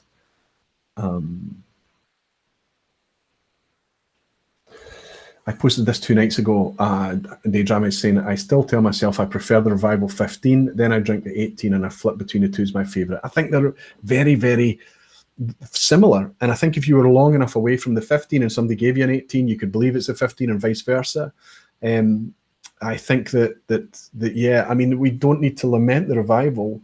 We certainly don't need to pay £200 a bottle for it, which is going for sometimes now, when we've got the 18 available at the price it's at. Nigel Slynn is saying, Aqvavitae, drinking sherry next to a dram is great. Still waiting to open a whiskey meets sherry box set with a 30-year-old Oloroso sherry with a cask strength Tomatin finished in the same cask. Wow, that's a fantastic opportunity to be able to do that. I have a distillery bottling of a Tomatin Oloroso aged whiskey downstairs. It's not opened yet. It's not as old as that, though. Daniel's saying, I can watch the video, only the chat. When you're tasting the whiskey, it sounds like you're smoking a joint. I've got some comments coming in from Jason as well. Let's see if I've picked these up. Yes, I got that one from Whiskey Throttle. Jason, thank you very much. And from No Nonsense Whiskey, I got that question. Vita, do you have any good whiskey bars around you? Connor, are you kidding? I live in Glasgow. So we've got the Piper Bar, we've got the Pot Still, which is awesome. We've got the Bon Accord out west a little bit, which is awesome. We've got the Ben Nevis in the West End, awesome. We've got the Wee Bar at the Chip, awesome. Oran Moore is curating more and more whiskies all the time, awesome.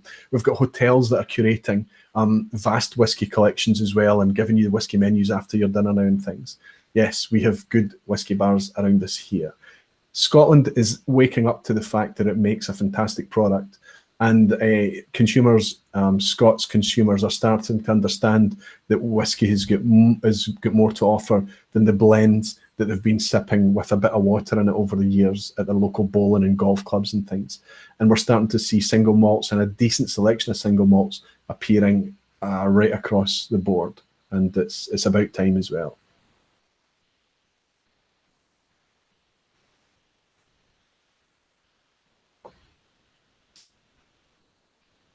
It's lovely. It's very rich. This is not a session whiskey. You couldn't sit down, you could, but it's not the type of whiskey that you would necessarily have lots and lots of. It's kind of just puts you in that slow, easy, relaxed state. It's just so kind of rich. It's not, for me, and I'm not that experienced about these things, but for me, it's just ever so slightly less complex, closer to a more kind of two-dimensional experience than a lot of drams out there that I really love, that every sip literally tastes of something different. You know what you're going to taste each sip when you get into this, and very rarely does it catch you out. You know this is just very rich, dark cooked fruits. I mean, prune juice, if you can imagine a prune syrup and things like that, adding some alcohol into prune syrup, you're getting close to this. Starts to get quite drying on the finish, and you start to get that kind of sherry aged whiskey experience where your palate is starting to dry, but not nearly as dry as so many. Glenfarclas is often very drying for me. This isn't nearly quite like that, certainly not tonight. And again, there's that kind of almost that lick of smoke, which probably isn't smoke, it's probably just from the maturation and the toasted cask or whatever it might be. But it's almost kind of reminiscent of char. It's kind of like burnt wood type note.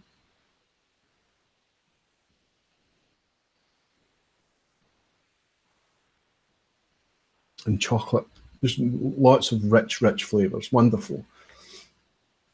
Mike is saying, Whiskey Wings is saying he's got one open and 3 in reserve. It's a good way to be. I have to say that while there's availability, this is not on allocation. It's not the type of thing that retailers are fighting each other over. You can buy lots of this, so it's kind of okay to stock up on this. And a lot of us are kicking ourselves that we never stocked up on the Revival when you could buy it for 40 quid. But there you go. I've got a bottle of Revival downstairs, and the value of that is just simply not, the whiskey can't live up to the cost of buying a bottle of Revival now. So maybe that'll end up being an exchange bottle for me or something like that. I still have this idea that I'm going to open it on a special occasion. But again, when you can buy this, maybe somebody's going to want to swap one day for the Revival. So who knows? Daniel's saying, what happens if someone orders a whiskey other than Scotch in one of your mentions Glasgow whiskey bars, pubs? Nobody cares. I don't think anyone cares. If you get offended about someone not ordering Scotch, or if you're with somebody that gets offended, you're drinking with the wrong people. Actually, I use the bars to taste different things. You know, there was a time when you could actually find Australian whiskies in our bars. You can find a lot of bourbons and things. You can find world whiskies in the bars there. They're well stocked. They're popular. People like to try them. Lots and lots of Irish whiskey, Japanese, everything you can just buy, and nobody cares. I have a stockpile of Revival here. The word discontinuance reached us before the stocks started to dip. That's right. As you go out to the extremes of the supply chain, if you find in the States that some people can still buy Revival in their store now on the free shelf. And I guess you'd been in the Southern Hemisphere, Andrew. I think that's happening to you. Nick Place, good to see you, Nick. I don't think I've shouted you out tonight. I got lucky with Revival. It's my favourite, and I bought a case of it at £38 a bottle. You're lucky bugger. You know, I have to say, though, that when it first disappeared and when I realised that I wasn't going to be able to go in and buy a bottle, I got a bit sad, and I got that feeling of, oh, panic, you know. And then I relaxed and I just went on and started to try other things, and then I ended up paying quite a bit more for a bottle just to keep. And I'm kind of glad I did. It's there because I didn't pay anything like what it's worth now. But it's become a wee bit of a ball and chain now because it's one of those bottles of whiskey that's just not going to be opened. I don't know. I'm not that. I think because you've got this here and other ones like it, that I'm not that upset about it anymore. It was great. The Revival was great because it was such a fantastic whiskey for the money. But that's gone now. Those days are gone.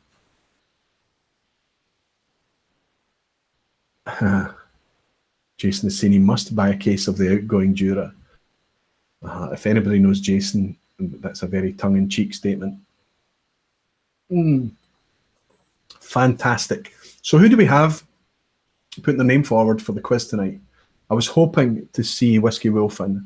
I thought that he might have stepped forward. We've got lots of knowledgeable folk. I don't know if Reb is still in here. We've got Christopher Malloy. Lots of people. I've got Sid has already put his name forward. There's lots of people that could put their name forward for the quiz tonight. Yeah, I've got it teed up and ready to go. So let me know. Remember that it's not, I know I always say this, but it's just a bit of fun. And it's as much about learning as it is about competing, right? And nobody really cares. I don't keep a note of the scores. I'm not going to ever publish it anywhere. I guess that it does exist here on YouTube forever, right? As long as YouTube keeps these videos up. Richie, he's just come in and said, greetings, Roy. Richie, it's good to see you. Glad that you could join me tonight. So we've been through, just for the guys that are turning up now, we're well over 100 on the peak. Fantastic, wonderful that everybody could join in. Andrew Meikle's joined it in. Keith Malted Man Cave is in. Fantastic, I've just spotted you there. Keith, good to see you. Your cousin's in as well. I can see you're interacting with him. We've been through my first two kind of recommended whiskies that represent bookmarks, extremes, examples of their style, and that was an Auchentoshan American Oak, a non-age statement, cheap as chips whiskey to show somebody or to illustrate what bourbon casks can impart on whiskey. And my second one was a Glendronach because I wanted to try and get across to a newbie, a whiskey noob, getting into whiskey or whiskey curious, trying to understand the whiskey landscape. In a very generalized way, I've suggested a very easy to drink, sherry influenced, sherry matured whiskey, such as this Glendronach 18 Allardyce. And a decent whiskey it is too. Malt Reviews saying Ailsa Bay goes well on the fire. Yeah, Ailsa Bay is something that I tried blind Jason and actually enjoyed. Yeah. Okay, has anybody heard the news this week about Compass Box taking some legal action against Box Distillery in Sweden? Or they haven't taken legal action, but they got involved last year in a discussion over the clash in names, Compass Box, Box Distillery. And now Box have come out with a statement to say that they're changing their name and that they are in order to kind of preserve their brand going forward, that they're not going to continue with the name Box anymore. It was a super interesting story for me. And what was quite interesting is there was a huge backlash against Compass Box, because Compass Box is known as being kind of this punk upstart company fighting for transparency, fighting for the little guy, fighting for the you know, the integrity and things like that. And then suddenly you see it kind of approaching this really quite small distillery, making single malt itself, when Compass Box only make blends from other people's products, so a different category, and saying, oh, do you not think that there's going to be a clash in the future? And what's happened is that a Box Distillery went out and it did some market research, it did some legal research, it looked at the implications, and it's obviously made a decision before it even gets into any kind of legal battle to do something that's really quite significant. I mean, okay, it's only been producing since 2010, but it's still a long time. They're coming up for 8 years in it now. And Eric Waite's saying Aqvavitae Facebook might give the whiskey scores to the Russians. He's always got something witty and sharp to contribute, Eric. Yeah. Eric, you might want to join the quiz. Tell me if you want to participate. Yeah, but I was curious about that whole thing that's happened there. And of course, we know that Compass Box has, Bacardi has interests in Compass Box, and it may be that the long-term plans of Bacardi or something has got involved here and maybe taken this step. And I think it's reasonable for a company to consider that a distillery like Box could become very successful and much bigger, and could cause a bit of branding confusion in the market in the future. It's just not fair to just attack Compass Box for this. But I thought it was, excuse me, I thought it was a very curious story. And a measure of the size of the concern that Compass Box is nowadays, that it's taken, it's the perspective on the whiskey landscape is that. Compass Box is getting more and more expensive every release. Daniel's saying, shouldn't we have a rematch between Mead Mule and a Malted Man Cave? That's a great idea, but last time I think they got really quite competitive. It was very fortunate to get away with a draw, albeit a contested draw from both sides. Eric is saying, sorry, I'm working while watching. I was just kidding, Eric. Don't worry about it, my friend. Yeah, that was a fantastic night that night, just to have the two of them, when I had Keith on as a guest and his cousin being in here. That was funny. Yeah, but anybody that wants to step up, let's have you in. Whiskey Wings is saying, fair play to Box Distillery. They're showing that they believe in their future. I think that's absolutely a good way to look at it, Mike. And I also think that, you know, respect where we have a scenario there that there has been a solution before it's even gone near a court. So there's been a discussion, there's been a reasonable behind-the-scenes discussion. Who knows? But on the face of it, it seems like it could have been. And they've come out with it and have decided to do this, and have come up with a name. I know what the name is. I'm not saying it, and all will become clear. That's kind of harks to their geographical location and things, and something that they can believe in, and something that they've actually already made. They've alluded to in previous releases that they've had from the distillery. Jason is saying, unless Compass Box was building their own distillery, there's no clash. Very heavy-handed. That was my initial reaction, to be honest with you, Jason. I thought a wee bit, I thought here, and then I kind of thought about the fact that, you know, Compass Box has been building their brand for 18 years, and they're probably at the stage now where they are a big enough concern to start to worry about protecting that brand. And I kind of just backed off from criticising them a wee bit. Ed is saying, great show as always, Roy. Cheers, good night all. Sorry if I've missed you, Ed. Thanks for joining in and getting this far with me. I'm looking at the time.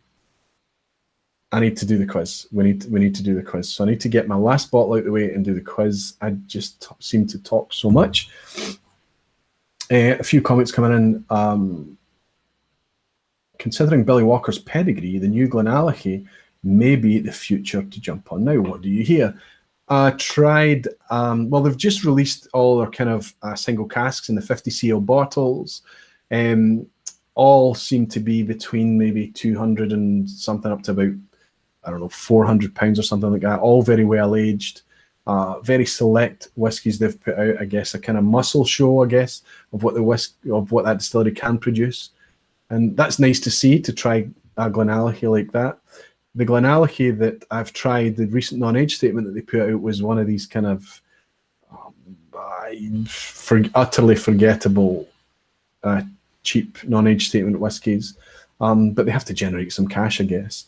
And yeah, there might be a point there, because given Billy Walker's what he managed to turn around, what he paid for Glendronach, Glenglassaugh, Benriach,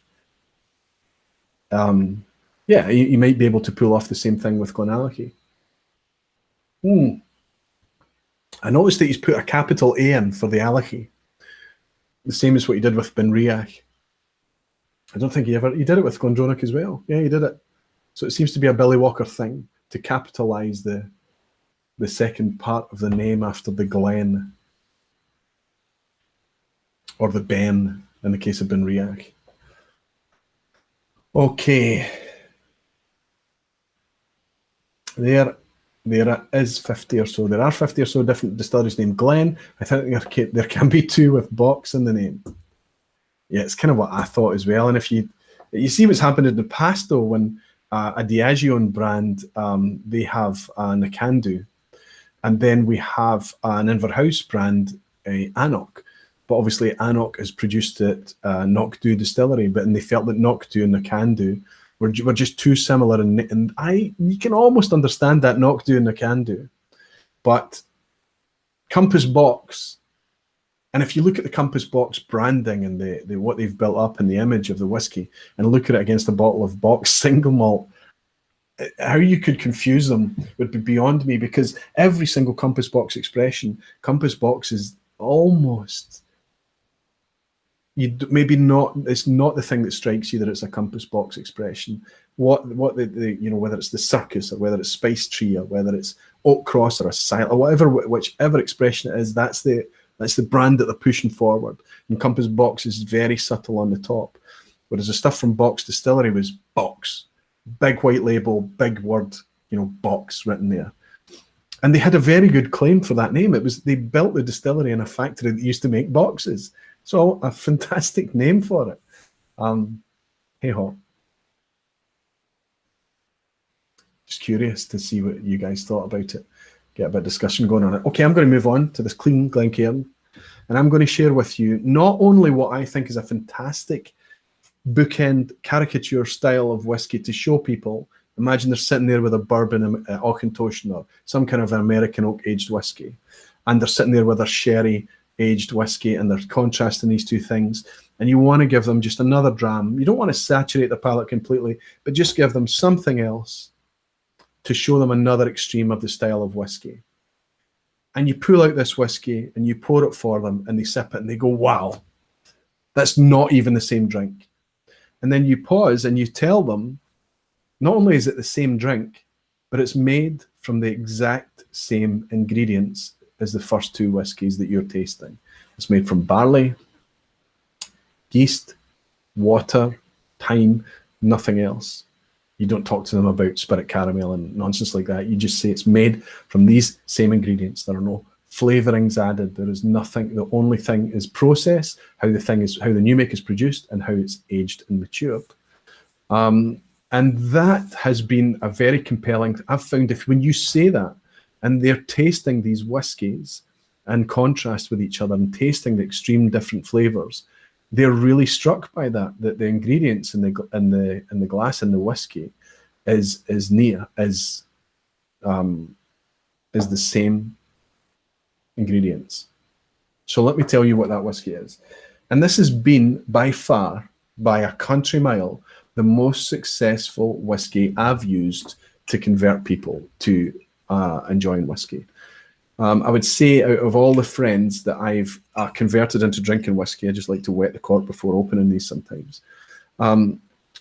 It is responsible for 2/3 of the conversion rate, and it is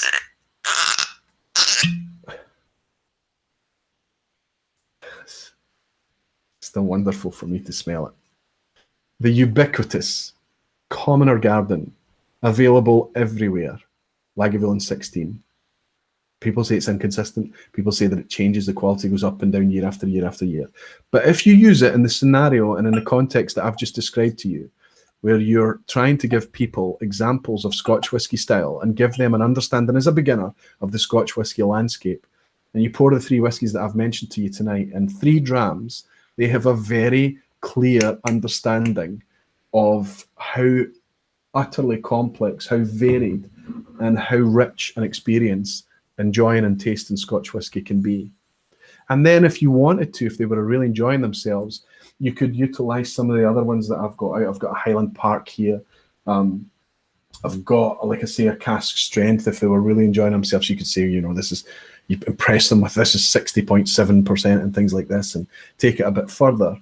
But yes, this is a remarkably effective whiskey. They're really struck by the power of the smoke. They're really kind of that smoky medicinal notes. So many people talk about medicinal notes when they smell this. They talk about hospital smells, and they talk about things that you would never imagine enjoying in a drink or food or anything. And yet they taste it, and they get past all of that.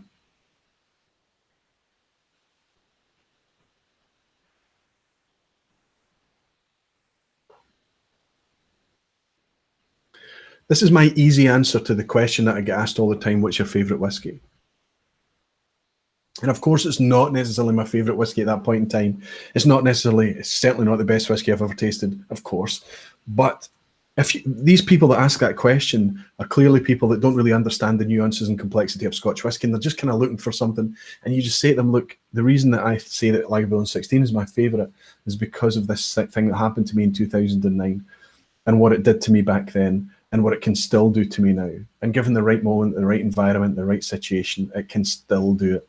Over all the years I've been sipping it, it still has that same thing. It's 43%, it's chill filtered. It's probably coloured, it's almost certainly coloured. In fact, they admit on the tours that you do at Lagavulin, they will admit that they add colour for consistency to Lagavulin 16. And yet I love it so. And the people that I pour it for around my dining table tend to love it so. So there you have it. Macallan Fine and Rare is in, fantastic. I don't know if I mentioned it, I've spotted you in already. It's nice to see you in. Who else have I missed? Bourbon Shenanigans, Mike, fantastic to welcome you. Good to see you. Creel is in as well. Excellent. And Don Holland, Don, good to see you in. Alan Wilson, Everwind, we've just been chatting earlier tonight. Good to see you join us tonight. Fantastic.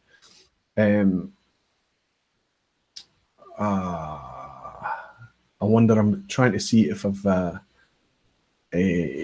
been too frightened to try that yet. I wonder if you're talking about the Lagavulin 16, Mike. Craig Dollier's in. Craig Dollier.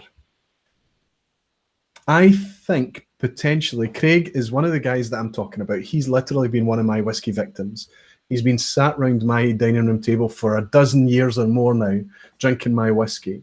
And I think that if it wasn't Lagavulin 16, it was the style of whiskey.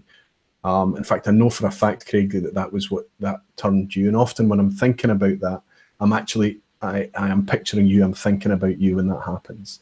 So you can chime in and agree with me, please.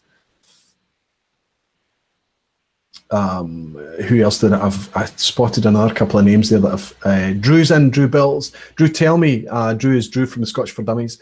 Drew, have you got a live tonight? I'd like to give your show a shout out if you guys are going live. I know that you're very, very consistent. You nearly always do.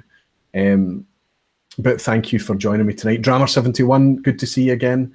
Lager 16 is where my love affair with whiskey began. Do you know, I find that so, it's singularly the most common name, single bottle, single expression that I hear is Lagavulin 16. It's been a fantastic, regardless of what criticism you lay at it, in terms of converting people to Scotch whisky and the diversity, the style, what it can offer, Lagavulin 16 is a fantastic ambassador.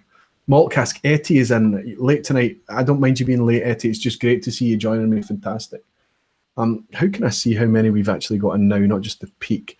I've still got 90 of you in watching. Oh, superb. How can you sit and listen to me for so long? Craig Dollier has chimed in and said it was Lafroig 10. I knew it was that style. I knew it was that genre of whiskey that converted you. Was it my Lafroig 10 or was it yours? I bet it was mine.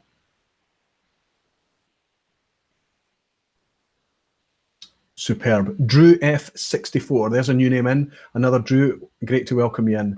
Drew Bills is saying, yes, we're love. I think you mean live.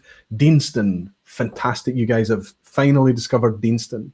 I should have sat up and listened to Whiskey Rover years ago and got engaged with Deanston way before I did.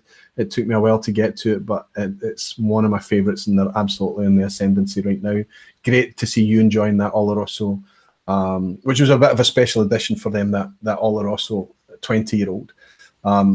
But yeah, that's a fantastic dram there. It's great to see you enjoy. And guys, I encourage you wholeheartedly to explore more Deanston. I know you've already said that you want to. Who else have we got? Thomas McCrory. Wasn't it easy, Roy? I wonder what you're talking about, Thomas. Good to see you in, Thomas. Thank you for joining.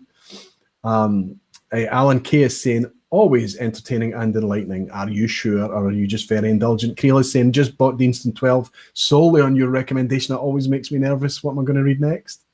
Thanks for the tip. Creel, I hope you're enjoying it. I don't see how you cannot. It's just, if you kind of like the style, it's a texture whiskey. Deanston is a texture whiskey. I find that it's got a nice texture to it. Little bit kind of oily, a little bit waxy. And I love the barley sugar. I love the sweetness and mixed with the kind of maltiness. You can still taste the cereal. When you drink Deanston, it's like you can taste all the components. It's like you can taste the new make still. It's like you can taste how it's been aged. You know, this is just me. This is just my whimsy as I'm sitting there with the glass. Richie is asking me, Roy, do you like Lagavulin Distillers Edition? Yes, I do. I really do. It's the Pedro Jimenez finish, the Distillers Edition. It's around roughly 15 to 16 years old as well. I always have a bottle in the cabinet, but it's not, I wouldn't favour it over the standard 16.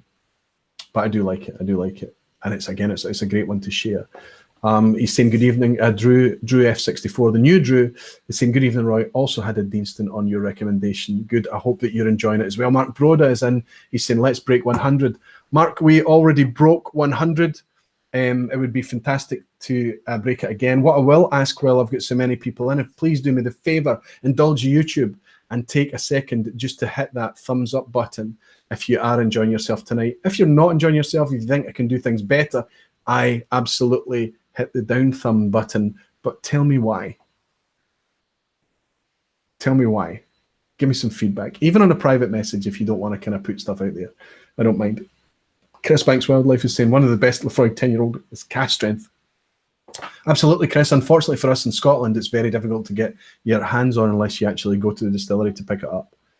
It's much easier for the North Americans to pick up the cask strength. Chris is in Santa Cruz, and wonderful to see you back from moving furniture. It's heaven compared to that. Cheers, everyone.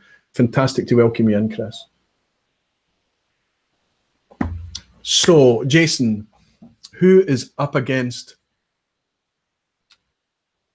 Okay, Big Joe Bobbin, up for the quiz, please. Superb. How am I pronouncing your name? Big Joe. Can I just call you Big Joe? Are you still in the chat? Big Joe, if you're still up for the quiz and you're serious, please let me know. Everyone is saying Aqvavitae, I would only vote you down because I'm jealous of your collection. The only reason to be jealous of my collection, Everwind, is the distance between me and you. Because if you were anywhere closer, it would be your collection too. Big Joe Bob. There you go. It's okay. When Jason's copied and pasted, it's Big Joe Bob. He's saying yes. So would it be a good idea to take my friend Sid Martin, if he's still in? Sid, are you still here? Are you still active? And take the scores just as a measure, as a kind of head-to-head against Big Joe Bob. And we'll rattle through these questions. It's going to be over 2 hours tonight. I can't believe it. I don't know how I've managed to do that when it's just me on my own. Sid Martin, are you still here? Sidley Wiggins. Alan Wilson's off to buy a bottle of Elijah Craig Barrel Proof. Well, you're very fortunate. It's difficult to buy here. It's available online. You can get it. You can get it online, okay, but it's damn expensive. To give you an idea, Mellowcorn is £33 here. Don't know how much it is online, but I was in one of my favourite retailers recently, and they're charging that's close to $50 for a bottle of Mellowcorn. I actually quite like Mellowcorn, by the way. Drew, my friend Drew, is just made a donation by a super chat. Thank you very much, my friend. He's saying, cheers, mate. All the best. Drew, you're very, very welcome. And I'm hoping that you and you guys and me can hook up at some point in the future again. Thank you for your donation. You're a star, my friend. $60 in New York City. That's is that for the Elijah Craig Barrel Proof? I think it's about £90 here. Don't quote me on that. I think it's something like that. Everyone is saying Aqvavitae. I would like nothing better, my friend.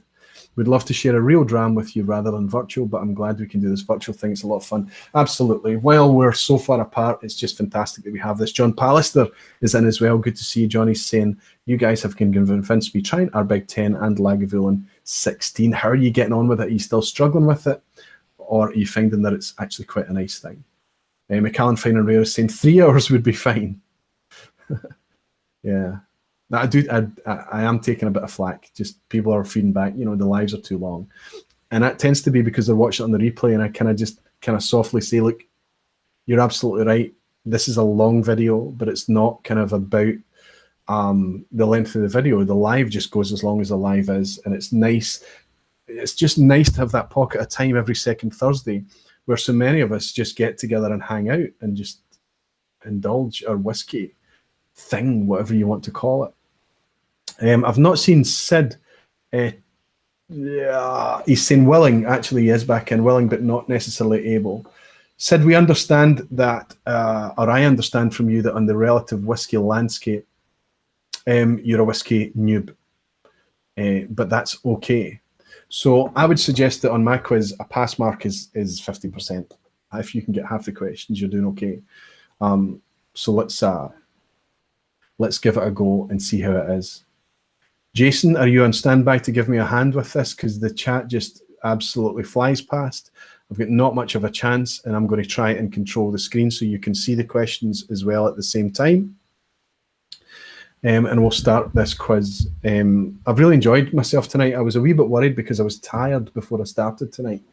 But yeah, I don't know what you think about my theories on avoiding high ABV and trying to give people extreme examples of whiskey to let them understand the concept of Scotch rather than hitting them with individual, nice, easy to get your head round type expressions of whiskey.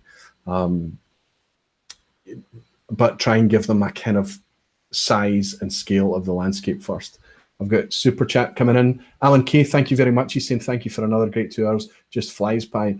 I'm so glad it flies by for you, Alan, because it really, really flies by for me. It's always a fright when I look up at that clock.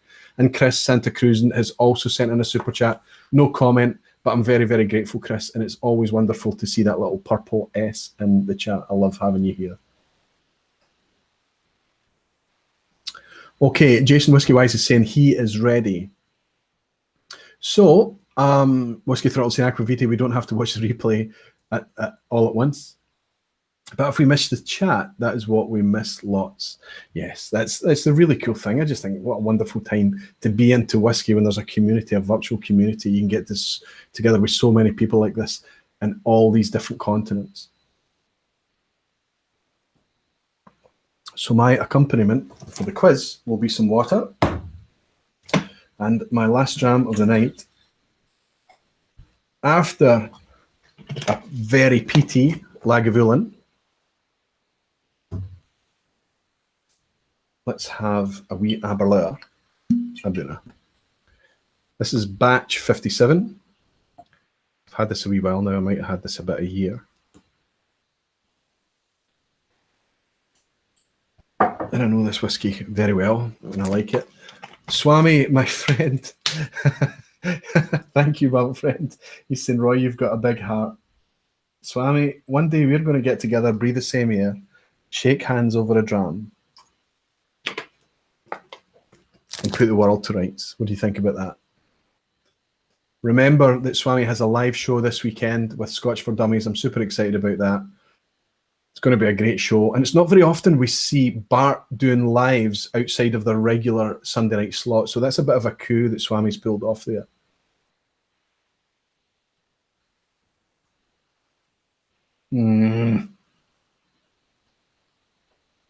Oh, see the extra.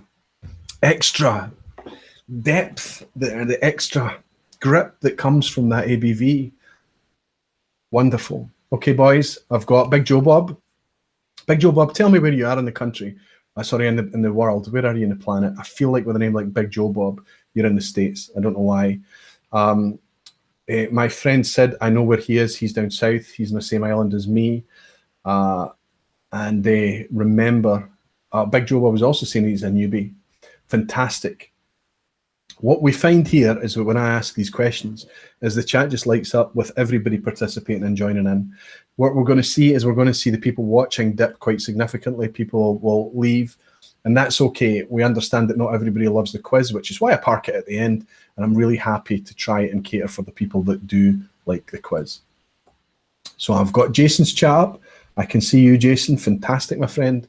Nice to see you and looking after me again tonight. I'd just like to give a big shout out to Jason Whiskey Wise. Everybody surely knows that guy's channel. His energy is fantastic. If you've ever got the opportunity to hook up in real life with Jason and enjoy a dram, the guy just loves whiskey. He absolutely adores it. Great guy, and he's also been a super sidekick for me again tonight. Thank you, my friend. Okay, let's try and see if the first question is going to pop up. Bart has a crush on malted in Montreal. It might be true. Let's see if you can see this, boys. Okay, here's the first question on the quiz. On which island will you find the newly built Torraveg distillery? So which island will you find? Now, I recommend that I do a 3, 2, 1 and you put your answers in, like usual with this thing. But, you know, we've not really got a guess, so we're not dealing with a delay tonight. So just answer. If you know what island the newly built Torraveg distillery is on, just answer. And Jason and I are looking for answers from Big Joe Bob and Sid Martin. So we have answers pouring in already. Bourbon Shenanigans is quite rightly saying Scotland. Yeah, Scotland. Well, Great Britain is an island, for sure. The United Kingdom is not. Britain, or the British Isles, is not. It's a collection of islands. Great Britain is an island. Scotland is not an island. Everyone is saying Skye. Error McFault is saying Skye. Oh, it's flashing by now. I've got Sid Martin. He's saying Skye. Dwayne, you're here in Scotland and you've managed to tune in. So Dwayne Large, he's on Instagram is, I can't remember your Instagram name now, Dwayne, my friend, but you've just arrived in Scotland tonight. Unfortunately, we couldn't hook up because of the live show, but I am looking forward to having the opportunity to, I hope, shake your hand on Tuesday night, should your schedule work out. That would be fantastic. Great to see you in. Sorry to get distracted there, but I'm so happy that Dwayne has managed to find a Wi-Fi signal in his airport hotel and tune in tonight. Fantastic. So I'm looking for Big Joe Bob. He's saying Skye as well. So again, you can theoretically, especially when it's such a short thing, and I'm not suggesting you've done this, Big Joe Bob. Obviously, you perhaps feel very strongly and feel that you know for sure that it's Skye. But perhaps what might happen tonight is that you feed a wee bit off the crowd, and that's okay. But everybody is suggesting that it's Skye. So Torraveg is the new distillery on the Isle of Skye. Absolutely, that's where it is. And I think it's either already on stream, it's come on stream at the end of last year or some point in 2017, but I believe that they're already producing there.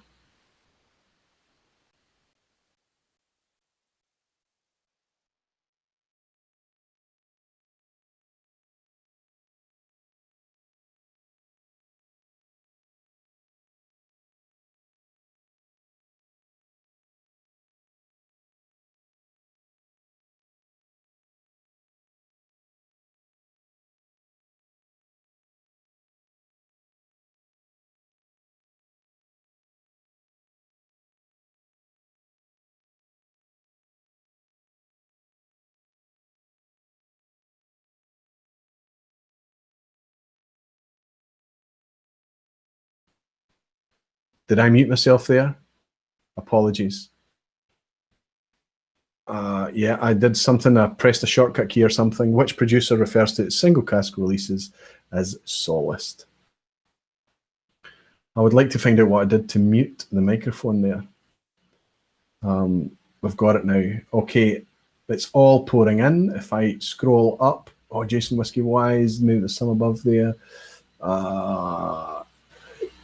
Connor, Etty, Cavalan. Everybody seems to think it's Cavalan. I'm looking for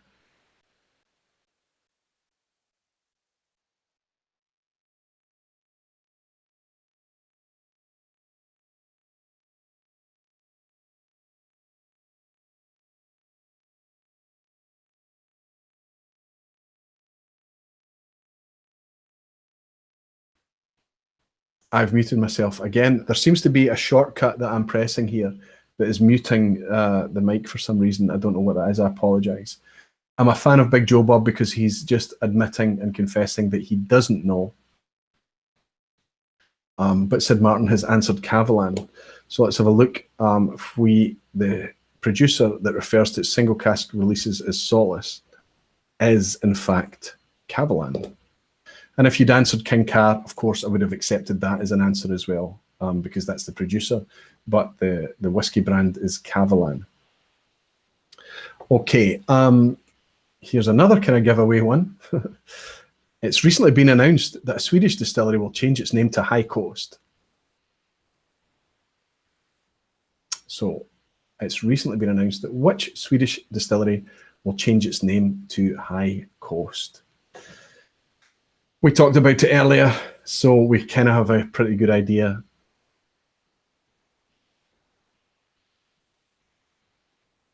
This Abuna is tasting as good as it's ever tasted to me.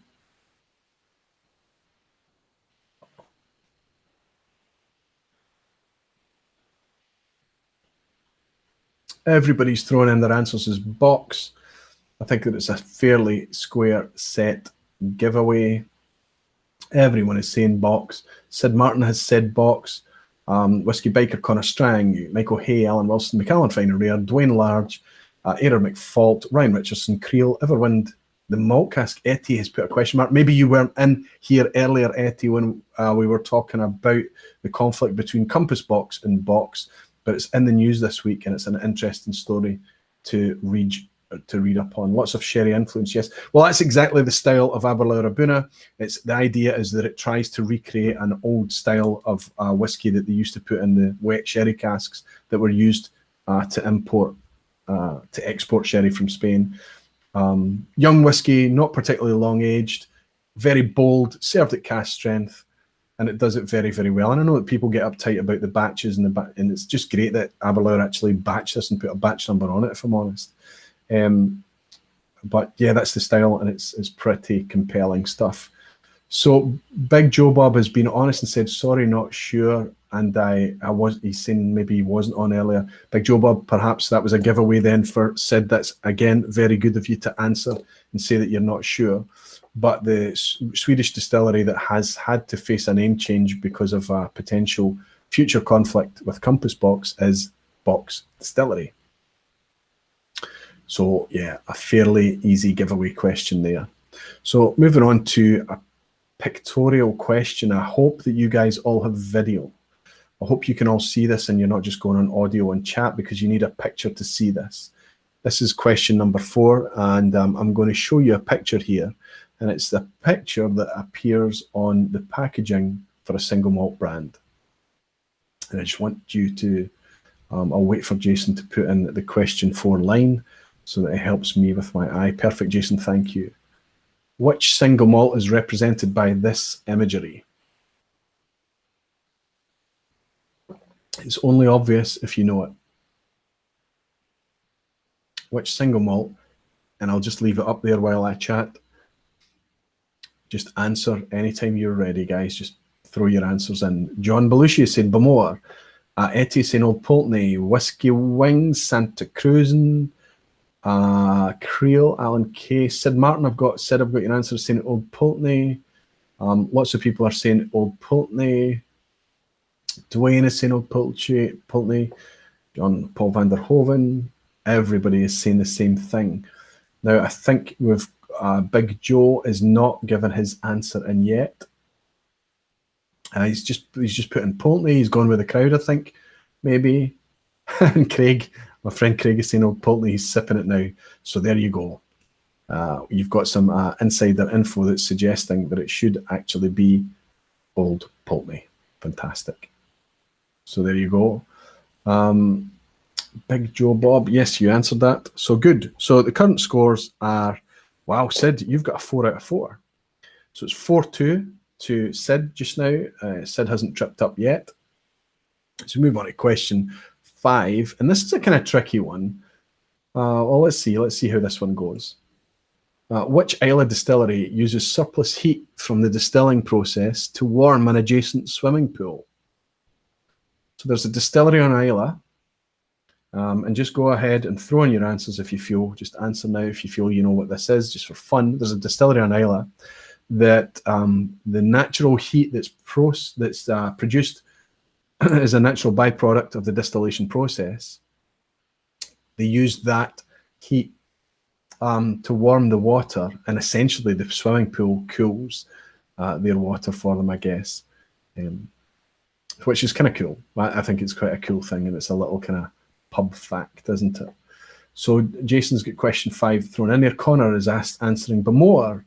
Hoyt is saying Old Pulteney, but Hoyt is always on an old, slow connection, and he's always got a bit of a delay, so I think he's answering the previous question. Everybody is answering Bamore here. Bamore. Oh, Ryan Richardson is saying Bunnahabhain.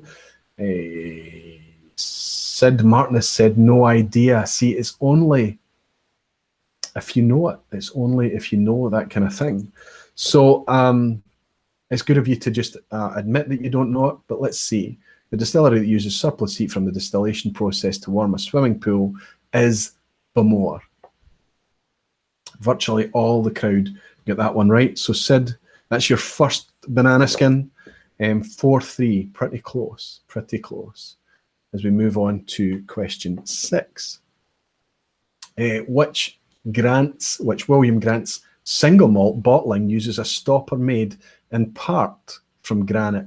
So it uses a granite stopper. Obviously not the entire stopper is made from granite, but the substantial chunk of the stopper on this expression is actually made from a solid hunk of granite.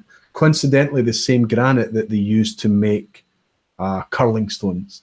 If you've ever seen curling on the TV or something, and where they throw these big hunks of granite down the ice and into the kind of concentric circle target. So everybody's thrown it in. Connor Strang is saying Ailsa Bay. He's a kind of good guy to follow. If Connor's answering Ailsa Bay, I would suggest that's a good guess. Everyone is saying he doesn't know, no idea. Alan Wilson is saying Ailsa. Malted Montreal. Swami is saying he doesn't know. Dram Dude is saying Ailsa Bay. Big Joe has said no idea. So what is Sid coming in with? He said Ailsa Bay. John Belushi is saying there was a bottling with a rhodium stopper. Cannot remember as of now. Wow, John, I've never heard of that one. The malt cask is saying with the Ingirvan. That's absolutely right. Ailsa Bay Distillery is a single malt or a malt distillery located inside William Grant's grain complex down in Girvan. But is it Ailsa Bay that uses a granite stopper? Indeed, it is Ailsa Bay. This is this stopper. I mean, if you threw it at someone, it would do them a serious injury. It's a really quite heavy chunk of granite. Actually, Craig Dollier, who's in tonight, my friend Craig, has a bottle of this and commented on the stopper on it. It's quite a substantial hunk of granite. Okay, question 7, and this is an interesting one. This is a whiskey tube question, quite a divisive question to include in the quiz, but I like to put it in there.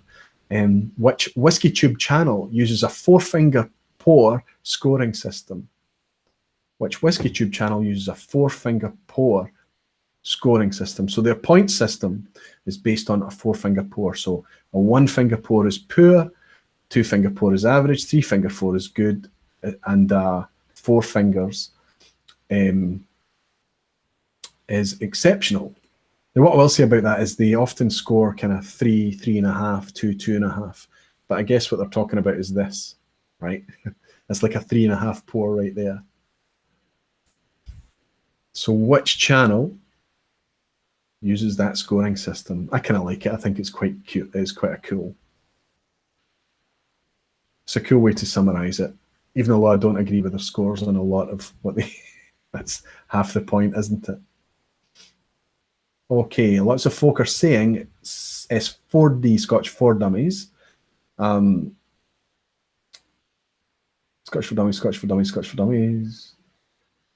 Jan Frederick Leversund is saying he doesn't know in a very cool emoji style way. Fantastic. Scotch for Dummies, Scotch for Dummies. Everybody seems to think it's the Scotch for Dummies, not to be confused with the Scotch Test Dummies. John Pallister for Dummies. Sid Martin is saying, does a thumb make a whiskey-gasm? That's an in-joke there, Sid. Well done. And Sid has also said Scotch for Dummies. Big Joe has said Scotch Test Dummies. Let's see. One of you are right. It's the Scotch for Dummies. Scotch for Dummies. So Big Joe, very, very close, but picked the wrong horse. It's Scotch for Dummies that uses that system. Question 8 is another image. It's another pictorial question. So when the question appears on screen, just as quick as you can spot this and type in what you think it is, just let the answers flow straight away. I'll just let Jason get these dotted lines in. And I'll bring up our question 8, and you tell me which distillery is this. And I'll hold it up there for a little while. I hope I've managed to Photoshop out the branding. But what you notice about this distillery, yes, it's got twin pagoda roofs, but you'll also notice a third pagoda roof over there. So lots of folk are piling in and answering. I'm going to leave this one up, this picture up.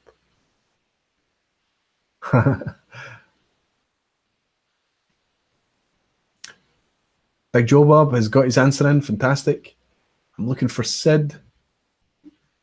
Seems to be a lot of people thinking this is Ardbeg.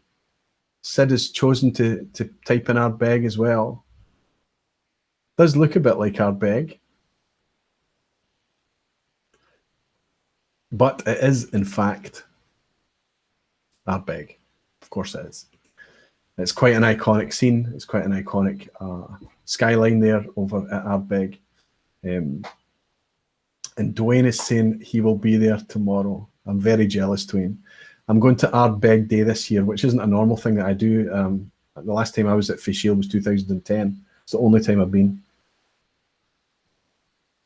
And it's only got even busier since then, but I'm going for Fishiel this year.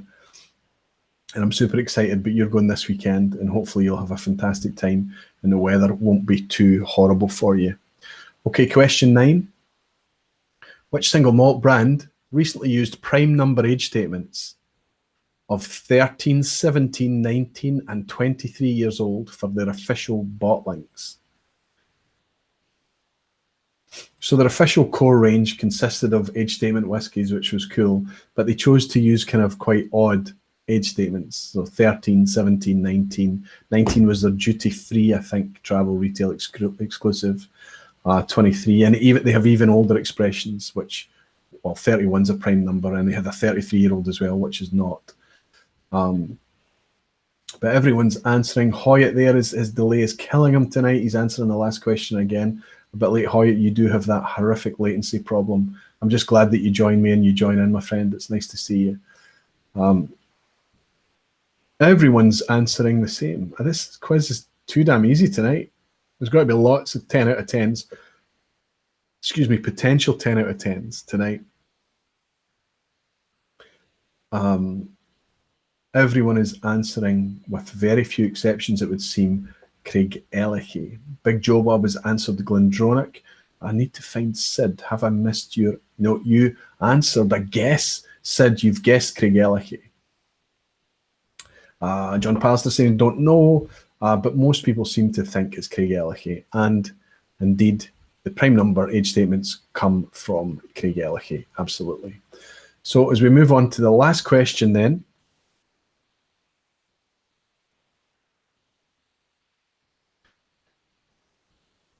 The scores are sitting at 1, 2, 3, 4, 5, 6, 7. 1, 2, 3, 1, 2, 3, 4, 7, 4. So Sid, you've got it in the bag. Big Joe Bob can't pass you as we go down to the last question. It's just all about the scores now. We've got 4 so far and 7 so far. Good score, Sid. The last question is, Springbank and Glengyle are 2 of the 3 Campbelltown distilleries, but what is the third? Springbank and Glengyle. There are 3 distilleries in Campbelltown. Obviously, there are a lot more brands. We have Longrow, we have Kilkerran, we have Hazelburn. What's the other distillery? Just answer as soon as you feel you know. Big Joe Bob has got a sad face and a wink. I think that's him accepting the fact that the quiz has been won. There's Jan Frederick Leversund saying Glen Scotia. Wow, lots of people. Glen Scotia, Glen Scotia, Glen Scotia. Nigel, Whiskey Biker, Malt Cask, Whiskey Jason, Air McFault, Creel, Whiskey Wings.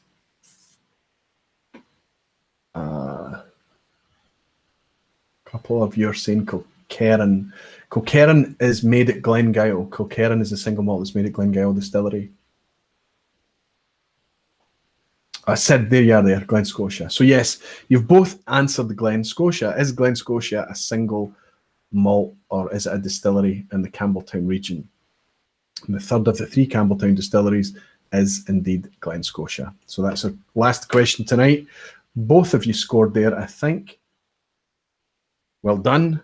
Well done. So, Big Joe, the good news for you, my friend, is you made the pass mark. Despite being a newbie, you made 5 out of 10. You made the 50% pass mark. Well done.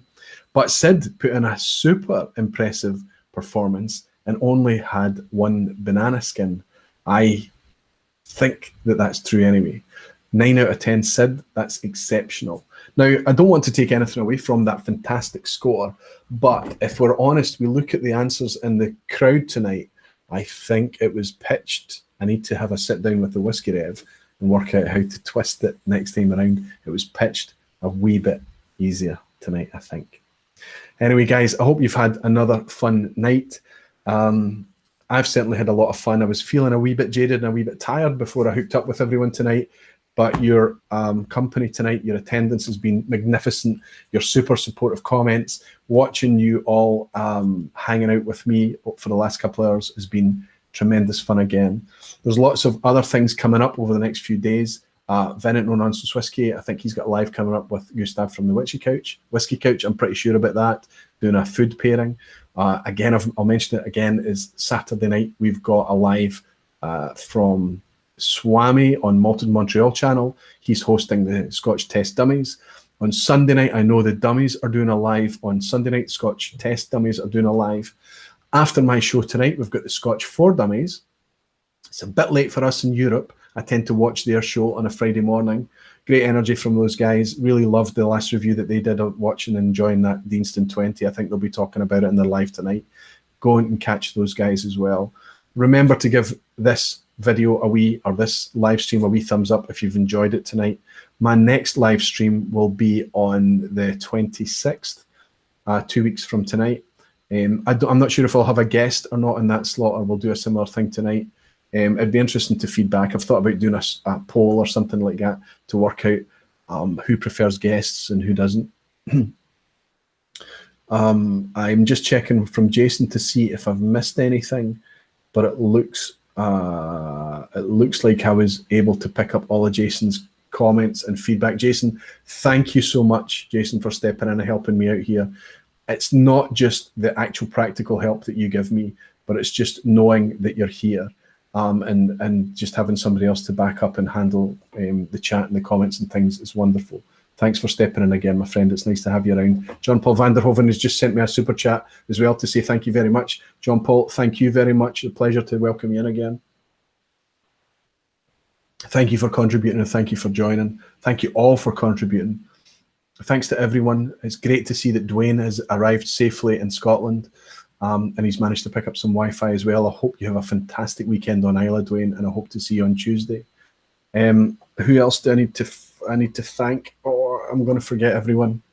But thank you very much for the last couple of hours. This is a wonderful thing to do every other Thursday night. And I hope to do the same in a couple of weeks' time. So until next time, sláinte everyone.